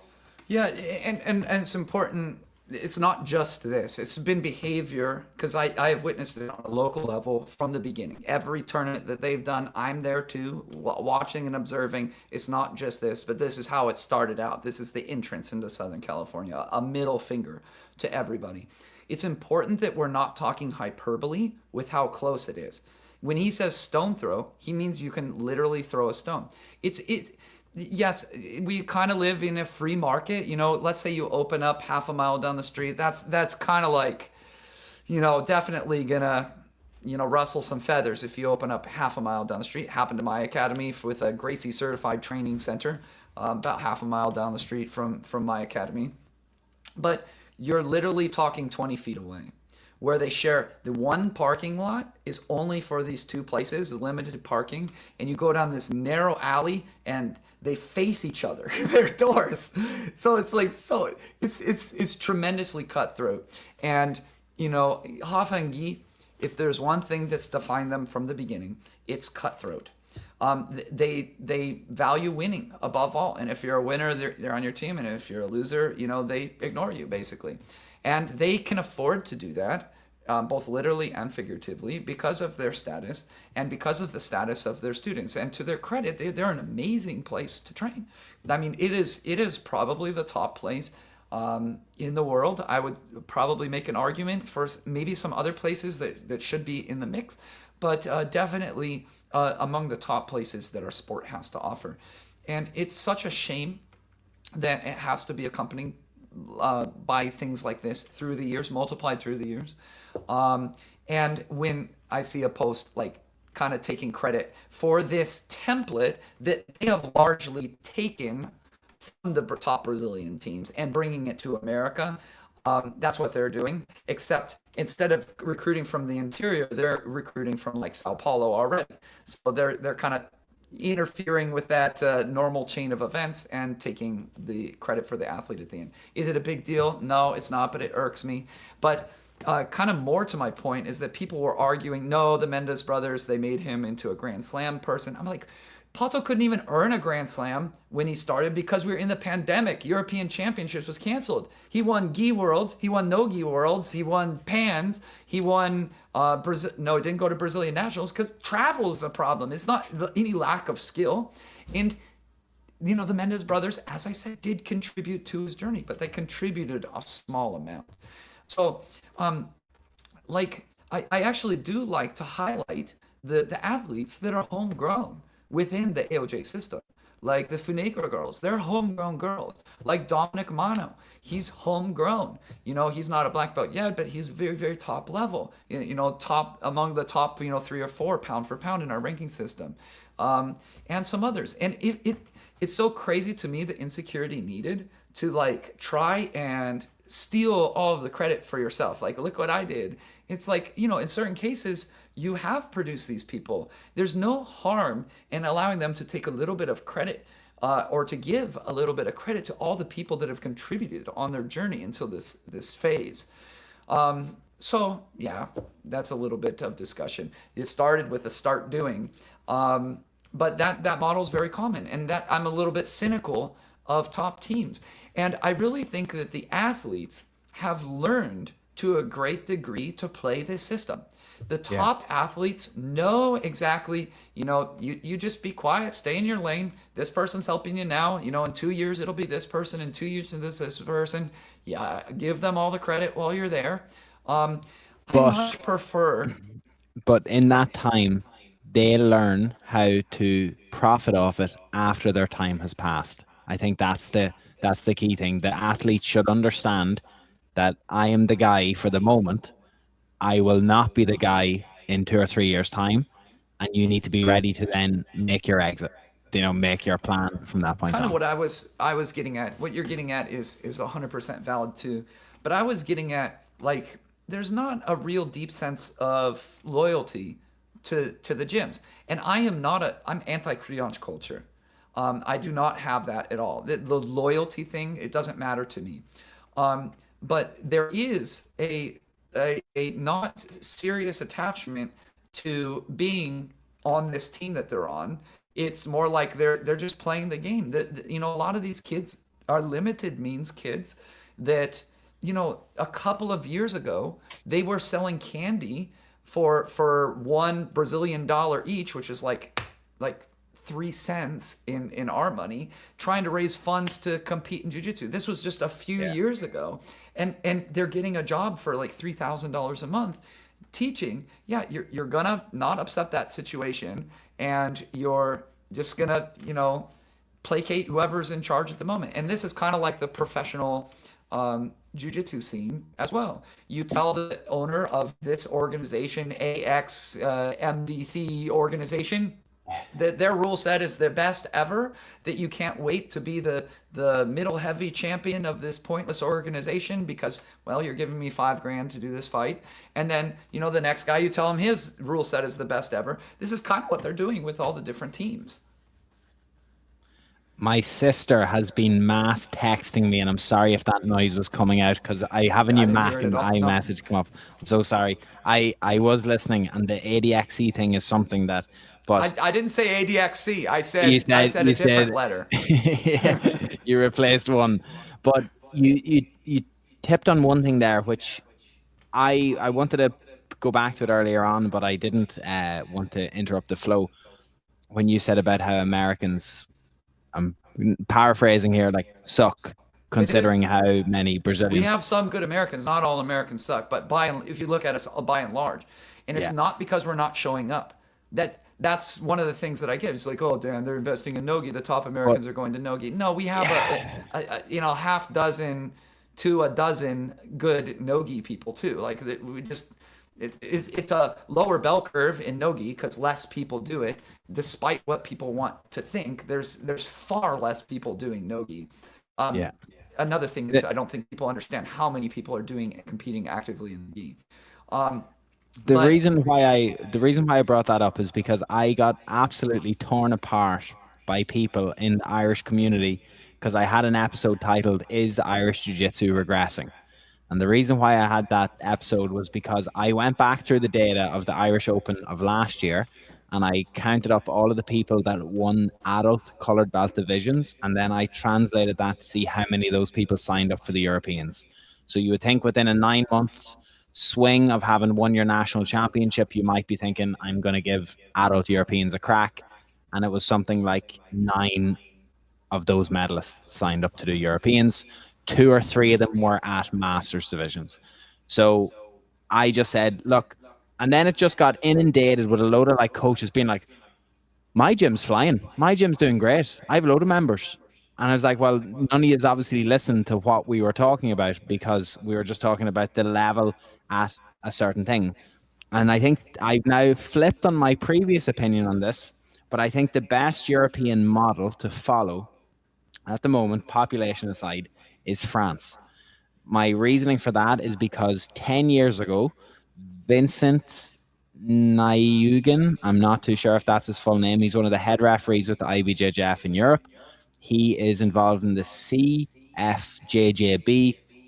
which is the A lot of French good Brazilian jujitsu Jiu-Jitsu going on there. organization. So the CFJJB put on events all around the country every month. Like, they have basically copied IBJJF in terms of Yeah. structure, organization, website, everything. They're doing all of these things. Freddie, who the purple belt, Middle heavy who's purple very belt. Yep. insane. The other guy who was the upset, we call him Evil Tom King in our gym, because Evil he Tom is the King. image of a guy called Tom King, who's a younger blue belt. He just looks like an Interesting evil ankle lock character. that he has. And I just think that the way that they're doing it seems to be quite good. But it's mad how something that is just a fact, like Ireland has one adult competitor at male and one adult competitor at female who has potentials to be on world's podiums. Stuart Carmody, who's now training at Atos for his camps for Worlds, and a girl called Zara Di Tofano. The problem with Zara's side of things is that she ran Sarah Galvao insanely close in a match at Purple Belt, but now Galvao is in a situation where mum and dad black belt world champions, Killing Factory, able to make her better all the single time, and Zara's having to try and catch up from that from abroad. So like it's not a disregarding thing. Like in Ireland, I think that we're a lot more about, this is our club, this is our community, versus in America, to me, jiu-jitsu seems a little bit more like about consumerism, and I don't really like that. It's like, well, I can just take my business up and go. What do you mean there's a cancellation fee? What do you mean there's this? Why do I have to wear those gis? Like, that seems to be a lot more prevalent in the States than it is over here. We just want more people to be training. We're just like, yeah, just come on and do whatever. And it makes them feel like they're more a part of a club and a team. Um, and that's like, that was a wider point that I had made there. I know I've rambled on about 3 or 4 different things, but Well, yeah, like, if you want to talk Irish Jiu-Jitsu, like, so my gym has a lot of ties with the top Irish competitors. They yeah, and all, that's why? what I wanted to Because highlight. we're in Southern California, and where the heck are you going to go for a team that is independent and welcomes you? You're going to go into Alliance? You're going to go into AOJ? No, you're not going to go there. You're going to go with how many overlapping Venn diagram parts? Somebody that knows competitive jiu-jitsu, that is welcoming. I mean, that's it. Those are the two overlapping parts. So all the Irish guys have made their way through my gym, and a lot of them I have almost these very long relationships with.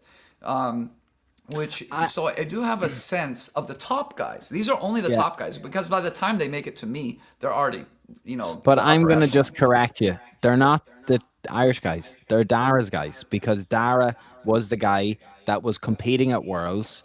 That Marcus and Sam followed suit at Blue Belt, and then that double. And like, this is why I'm doing these interviews, or this is why I'm like, I want to be walking in the door of your gym next May with blue belts who I think should be doing these tournaments, because it's like, if you are going to have, if you're telling me, like, okay, not that this is going to make me sound terrible. We threatened to lock the gym door at 7:15 last week on a blue belt who showed up 25 minutes late to the 7 a.m. class. If you're a father who wants to train jiu-jitsu before work, you can show up whenever you want. If you're a 20-year-old that's telling us you're going to win a Nogi European title and you show up half an hour late for a morning class, I'm not going to believe that you're going to win a Nogi European title, because do you know what I mean? Their priorities are different in life. Yeah. And they're the type of people that, like, if they have any chance of winning it or medaling at purple, brown, or black, you need to be doing it at blue. Yeah, so your point about their correction, Dara's guys. Yeah. And in Gringo, we say Dara. Everybody here Yeah. says Dara. And I know that's not who says his name, though, Dara. Um, Losing him, here's what it looks like to me as an outsider looking in, is that he is one of the very few people in jiu-jitsu that get it. And especially if you look at non-Brazilians who get it, how many people get it? It's so few. And he's one of the people that get it. So if you take the entire population of the United States, some 300 million people, you can boil it down to less than what you can count on your hands of people that get it. And you have one that was formerly in Ireland, and now he's in Spain. So when you talk about the regression of jiu-jitsu in Ireland, whether true or not, I'm not sure yet. I mean, to me, it just looks like Darrow's gone. And now you have, these people leading the gym and trying their best and whatever, but it's not the same. That's kind of like what my thing is. Now, the interesting thing that I've found about Irish Jiu-Jitsu is Seda College, which Yes. might be a more common topic of conversation with you and your peer group and your listeners, because it is an Irish English college. Yeah, Gabby I Pisania recently, with the tricolor on her sleeve and the gi. yeah. So going down to Brazilian nationals, I gotta say I was late to the party on Seda College. Is that, I get to Brazilian nationals and Seda College is everywhere. And I'm not talking about just the sheer number of people that are wearing Seda College stuff. I'm talking about like the booth. The booth, there's no room for booths at Brazilian Nationals, but the booth was like the biggest booth location right at the entrance. You have, Gabby Pisania taking pictures with everybody. You have all these people taking pictures, meet and greets. Everybody's there. Seda College, Seda College, Seda College. The top coaches that Americans have never heard of, Seda College. And I'm like, what the heck is Seda College? So, I look it up in Brazil. I'm like, what the heck is an Irish language college doing so prominently in Brazilian nationals? Like, none of these people are Irish. So that kind of consumed me because I ignore people's sponsorships. Like, it doesn't matter to me. I know they're just playing the game. They're just, they'll say whatever they want to say, whoever pays them money. I get that. And that's all a sponsorship is, really. So I spent the next, until now, basically, the next 3 months, listening to obscure Irish parliament, or whatever you guys call it, discussions about your English language college system and how it's used for essentially visa factories. It's one of the most, what do I know about the inner workings of Irish politics? Well, I do know a More little bit than now. most people that will listen to this podcast, I can guarantee you. So long and the short of it is that for whatever reason, Ireland has decided through a kind of organic growth that students originally who wanted to come to Ireland, I forget the date, would be granted a visa that gave them permission to work, which makes total sense. You want somebody who's studying at one of your universities to be able to earn a little bit of money.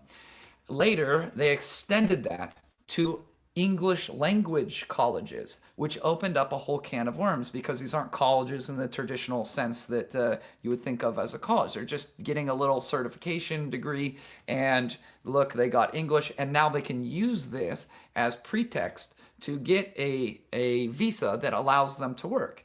And what has happened is that there is connection between one of the guys with connections in Ireland has tried to bring in all these Brazilians on the pretext of, come learn English, we'll give you the visa, you can all train at this gym, and then you guys can work in addition to being able to train here. And that is a huge obstacle for these kids these very talented athletes selling candy at Brazilian nationals to get their pathway out of the country and begin to have some sort of opportunity. So weirdly enough, the things on my radar, which boils down to the most important things, because I'm not part of the Irish Jiu-Jitsu community, is the Seda College gym. Who runs that gym where all the Seda College guys train?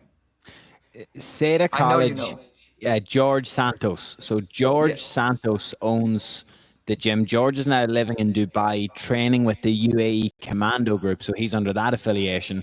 But George has about 6 different affiliates around Ireland and more opening. And one of the best Irish competitors or Irish-based competitors now is a guy called Eric Souza, who came from Brazil through the Seda scheme. And Eric is insane. Eric Yeah, this is doesn't very count good. as Irish though, to No, well, me. I would say Irish Jiu-Jitsu because it's like Yeah. based here. But Yeah, but I mean, my a coach, rising tide lifts all ships, you know. yeah, But that's not an Irish competitor. That's my kind of like saying, oh, "Look, Dan, the American gyms are doing really good. Look at Atos San Diego." And it's like, all right, who's the American there? It's serving Brazilians. yeah, It's all of these gyms, all these top gyms. Checkmate. They're serving at the highest level. They're serving Brazilians, and we Americans, we pay the bills.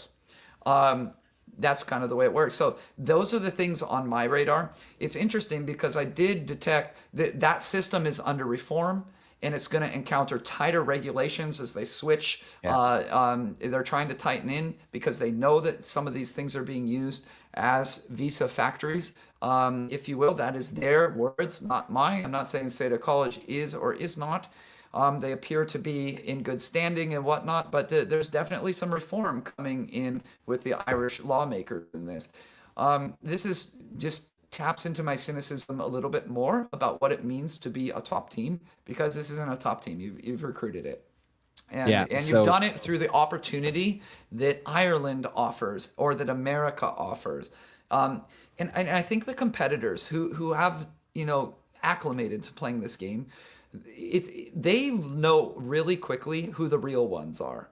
I mean, because it's so rare to get somebody who's a real one, who has an original thought and isn't just leading a team because they recruited them. And I'm definitely not the Mendes brothers. The Mendes brothers deserve a lot of credit for what they do as well. As you said, they rightfully are like the top team in the world. It's like, be a little bit secure in your status and give credit to where credit is due. That's kind of my point there. But anyways, I digress. So, first of all, as we do start to wind it down, my coach once explained to me after losing at the Europeans to a guy called Eduardo Roque, who's since gone on to be a pretty good black belt, a purple belt, lost first round. He said, "Now you know what it's like to compete against someone who's trying to change their life." He said that guy would have saved up for the past year, sponsors, this, that, the other, as you said, selling stuff on the side of the road just to get the opportunity to be here to compete. He's like, you still live at home and have a good enough job that you can train and work, and you just don't have the same hardships that this guy has faced. Yeah, I don't know if this is a good winding down comment, because it kind of taps in to a big part of my thought process, which is, you know, Americans, definitely most of them have a lot more opportunities to than Brazilians, especially the Brazilians that make it here and have left home at 15, 16 years old as blue belts or whatever to try and make jiu-jitsu their life. That model is not our model as Americans. I'm not. I mean, Could I pull somebody from the projects of the inner city, whatever? I guess I could, but that's not my background. My background here is very, suburban, middle to upper class. Not upper class, but like, very stable socioeconomic status, very nice place, the crime low, education opportunities, job opportunities, all very high. So serving Americans looks very different than serving Brazilians.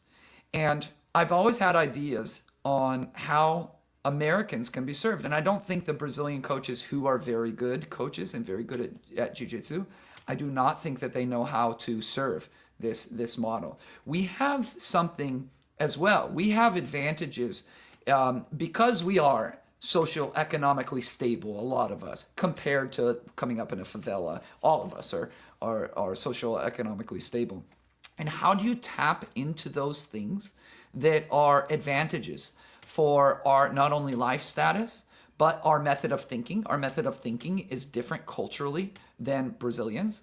How do you tap into that and make a top competitor? And if you're talking about the people who get it, like we were talking before, the people who understand what it means to compete and how to compete at that top level, and then you need to somehow take those very few people and wed that to understanding how to take an American child into that greatness, from adolescence to greatness. You're talking about basically nobody, and that's why nobody's doing it.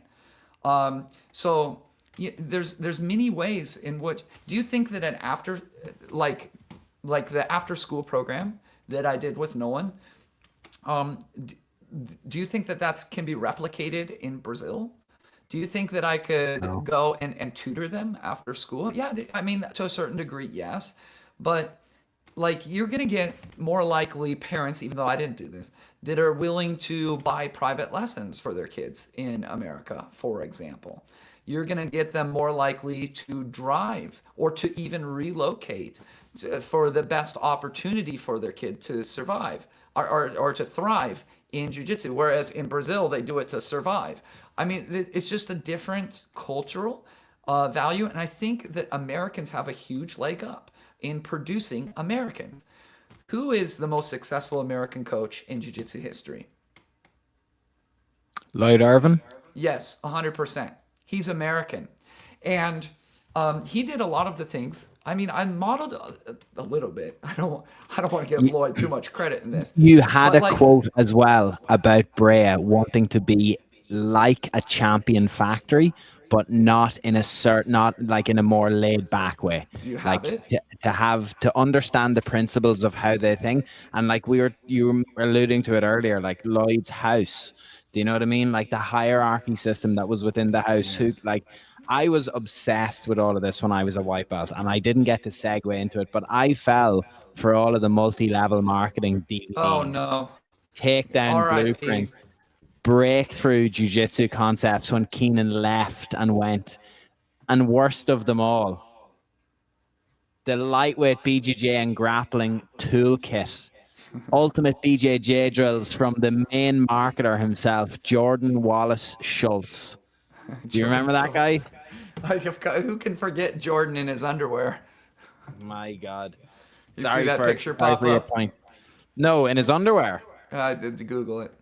Okay, but sorry, your point about I I mean, said like, Lloyd, yeah. in macro zoomed out form, like the idea to have an after school program and to pick up kids and everything. Just didn't need to do it with a Lloyd Irvin flavor, but it's a good idea.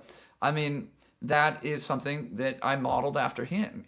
You know, I did it in all my own way. It wasn't like I studied the specifics of how he did it. It's like, yeah, that's a good idea. I'll just go pick them up from school. And my kids were not yet in school, so they could come with me. Since then, I pick up my own kids. You have to make priorities. And I pick up my own kids from school now. I do not do the after school program. That was a very special time in our development, in our system. So I don't do that anymore.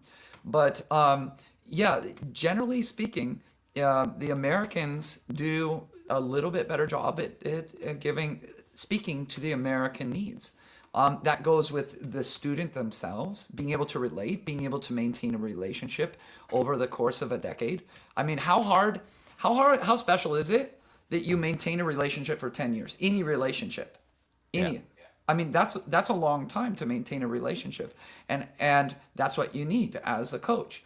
And sharing the same cultural values, sharing the same background is very important. I mean, that's why Brazilians kind of stick together. There's a shared heritage there. They understand each other culturally, so they're able to click a little bit easier.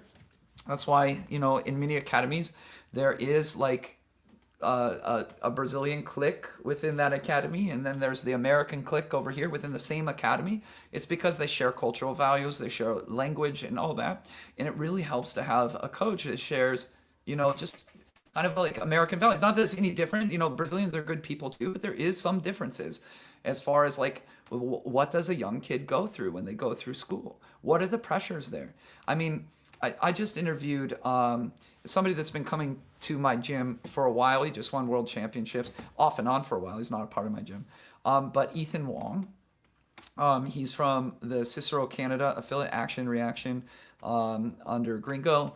And I interviewed him, and he was talking about a little bit having to go to school in college to have a backup in case jiu-jitsu didn't work out. Yeah. I mean, that is uniquely an American experience. You know, I've been to American college. I know what that's like. I can provide some suggestions on maybe how to structure the classes in a way that if you take all your classes on Friday, or if we kind of layer it around the training, suggestions in this area, and the understanding of the pressure that he might be receiving from his mom or his dad is a very important part of nurturing and developing talent. It's not the only thing, but it's just a small example of many things. I don't do this for Ethan. I'm not Ethan's coach, but it just, kind of struck me.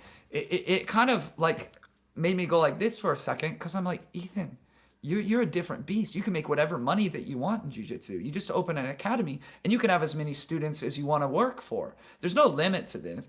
If you wanted to be out there handing out flyers at the soccer opening day and at the baseball opening day and doing Facebook ads, or Instagram ads, it's not that hard to get people in the door. And you can just keep bringing in people until you're done with it.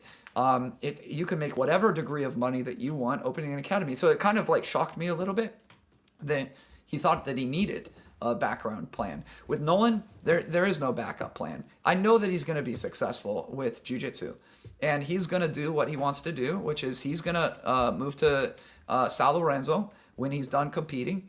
He's going to open up his small little humble jiu-jitsu studio with no flash in it, and he's going to teach strong farm boys how to do jiu-jitsu, strong Brazilian farm boys. That's what he wants to do. He can already do that right now. He already has all the money necessary. He has not competed and been subservient to all these hacks that run the professional events that you need to suck up to. I think that this has been probably the most beneficial 3 hours I've had as a black belt, and I'm very sorry for keeping your Sunday. I have one remaining question from your history. I don't answer shortly.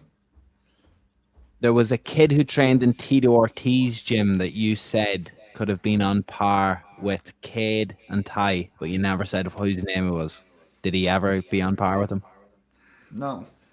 At that time, so right before I opened my academy, for those of you that don't know this, I mean, nobody knows this, I was a sub for a lot of different academies, just because I love teaching.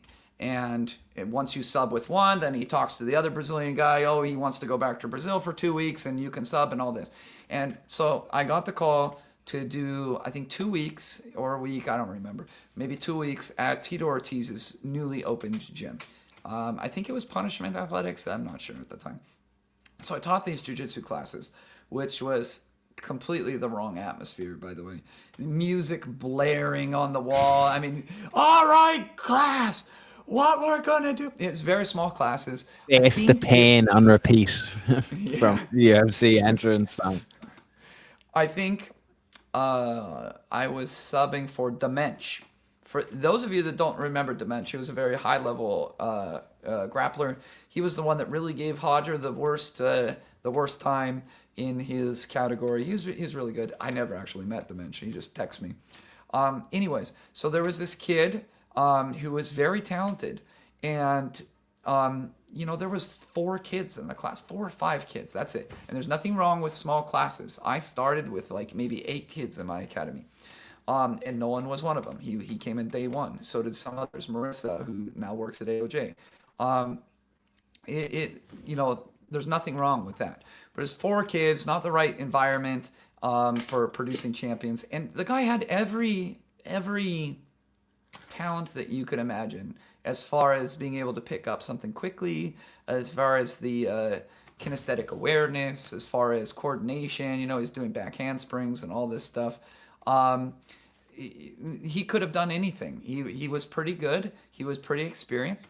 But you know what? Since that time, do you know how many kids I've worked with that are like this? I mean, you've probably seen at least one a year. Yeah, at least one a year. Yeah, I'd say. And it's like, in America, when I talk about the unique issues that the kids face, it's like the people who are like this, the people who are good at jiu-jitsu, it's not the only thing that they're good at. They're good at cross country. They're good at swim. They're good at academics. They could be a doctor. They could be a lawyer. And my MO has always been to not force jujitsu. I am not self-centered to be like, okay, I need to produce a champion. You are the one who clearly has this genetic makeup, and you need to pursue this path. No, I say, what do you want to do? What makes you the happiest? This has always been my standard advice. I remember giving advice to a brand new black belt who was top of the heap, had medaled at many different major events. It was during the pandemic, and he was at a crossroads. He said, we had a Zoom meeting, go figure, pandemic. And he said, Dan, I'm not sure if I want to do this as a competitor or if I want to go back to school, because I'm really passionate about this thing back in school. And I said, what makes you the happiest? He said, school. I said, then that's it. That's the answer. Quit jiu-jitsu. There you go. So like sometimes I'm a bad jiu-jitsu coach. I actually coached, not coach, I actually gave advice to this guy. I said, I think you owe it to your younger self to do 1 year at black belt, which you have not done. And at the time, Leandro Lowe was still living. I said, you need to see how you do against the Leandro Lowe's of the world. At least 1 year. Just give it a go, 1 more year. And then there's always time to pursue school. That was actually my advice. I think that school is the way to go. He ultimately did not accept my advice, and he did not give it the year. I thought it would be good to say to get rid of that thought of I could have. Back when I was, he was freaking ripped at this time. He was just an absolute beast. But I see him now. He has his own academy. He's teaching, hobbyists or whatever, and he's super happy, doing some funky stuff. It makes me so happy to see him being happy. And for him being happy was pursuing this other path and kind of keeping jiu-jitsu as a hobby, teaching. So with all of these super talented kids, I think I know who it is. Who do you think it is? Connor DeAngelis. Yeah, it's Connor. Yeah. So I mean, Connor's doing like, all right, in today's composting lesson, we're gonna learn that jiu-jitsu and how to compost. And he's just so happy. And it gives me the greatest satisfaction to see him doing him. And that's always the advice that I've been giving people. And sometimes they come back. But Nolan is not the most talented kid that I've worked with. Michael Liera Jr. was teasing a comeback earlier on in the year. I don't know if you've seen the video. I watched your match breakdown study of him from Worlds last night, but Michael Liera Jr. But that's me 10 years ago. You can't. It's much better now. Yeah. But I've trained with him before at a seminar in London, and I thought he was just so good. And I think he was one of the guys. I think Keenan was one of the guys, especially, who just fell a little short, when it came, or just in his generation. Honest. I mean, you're tapping into something that's actually kind of sad and depressing, is that my generation, especially the ones that were younger than me, like Michael Liera, like Edwin Najmi, like some of the others, it's like there's such high hopes for all of these people, and almost all of them fell short. And it's like, did Liera fall short? I mean, he lost in the quarterfinals against really good people. Like, that's not falling short. He's at the upper echelon of the sport, but falling short of what Liera and others wanted to do. I think there's a lack of understanding of just how difficult it is, just how hard it is to get to the top level, and what that level is in the IBJJF, which is not the same as other places. It just isn't. A funny story with Liera is that one of the things I always encourage the kids to do is I teach them, as I said in that opening thing 13 years ago, I teach them who the top people are in the sport. I make them celebrities, make them larger than life. And with Nolan, at that time when he was a kid, it was Michael Liera. He was the Kolabate of his day. And others, and Keenan and all these people. So he'd go to the tournaments and he would just take his camera and just take pictures of all of these athletes. And it's such an important part of getting invested in this ecosystem of the top grapplers in our sport. So poor Michael Liera, when Nolan's 10 years old or whatever, goes up to Michael Liera, oh, hey Mike, I'm gonna be next world champion, can I get a picture, all this stuff. Takes the picture. 6 months later, Nolan sees him at a tournament, goes up to Michael Liera, hey Michael Liera, my name's Nolan, I'm gonna be a world champion, can I get a picture? 6 months later, 6 months later, 6 months later. It's getting to the point where it's so embarrassing. Like, you go up with Nolan to Mike, and you're like, Mike, I'm so sorry. we got to do this again. No one wants another picture. So you can literally see Nolan grow up with Michael Vieira, as snapshots as he's getting older. Um, See, I don't think this is unique to Americans. Um, because you can do that with a Brazilian kid too. Like make these people like the people who you idolize and look up to. Um, but it is a little bit more impactful as an American because you're trying to draw them into this world of the highest level competitive jujitsu and like going around collecting selfies. I mean, that is 100% gonna tap into the experience of a 10, 11, 12-year-old kid. A So white belt that's me my has a fun Michael selfie Vieira with story. Joe Miao in Portugal at the Europeans at 2014. And since then, I've now brought other students and stuff to competitions who like, it sounds like an arrogant thing to say from my perspective because it's certainly not. Like these people don't know who I am, but you become desensitized to seeing the big people at tournaments when you've been Yeah. at more big tournaments. When it's their first major and their head is turning when they realize who's just walked past them and stuff, and it's like, Yeah. can I go ask him for a picture? And it's like, yeah, of course, go ask them for a picture. Yeah. Do you know what I mean? And then they're going up to them looking for the picture, and it's just, I think it's very, very wholesome. Come here. Yeah. Is there anything you would like to close off on instead of me asking you a question that may, Yeah, because what? you're just gonna ask me a question and then I'm gonna go off for 20 minutes. Yeah. So I That's just fine. wanted to I got say, I got plenty more to say, but maybe at a future time you can have me back and we can yeah, say more. no, honest to God, I would genuinely love to. I am gonna round this off here now. It's gonna end the recording. I'm gonna do an outro separately, but ibjjfrankings.com to find out this mad system that we've been talking about. Nolan Stewart will be, unfortunately, not the legitimate Grand Slam 2026 champion at heavyweight. He will be the Distinguished Achiever Award from the Outstanding IBJJF at achievement award heavyweight. winner. Outstanding Achievement Award.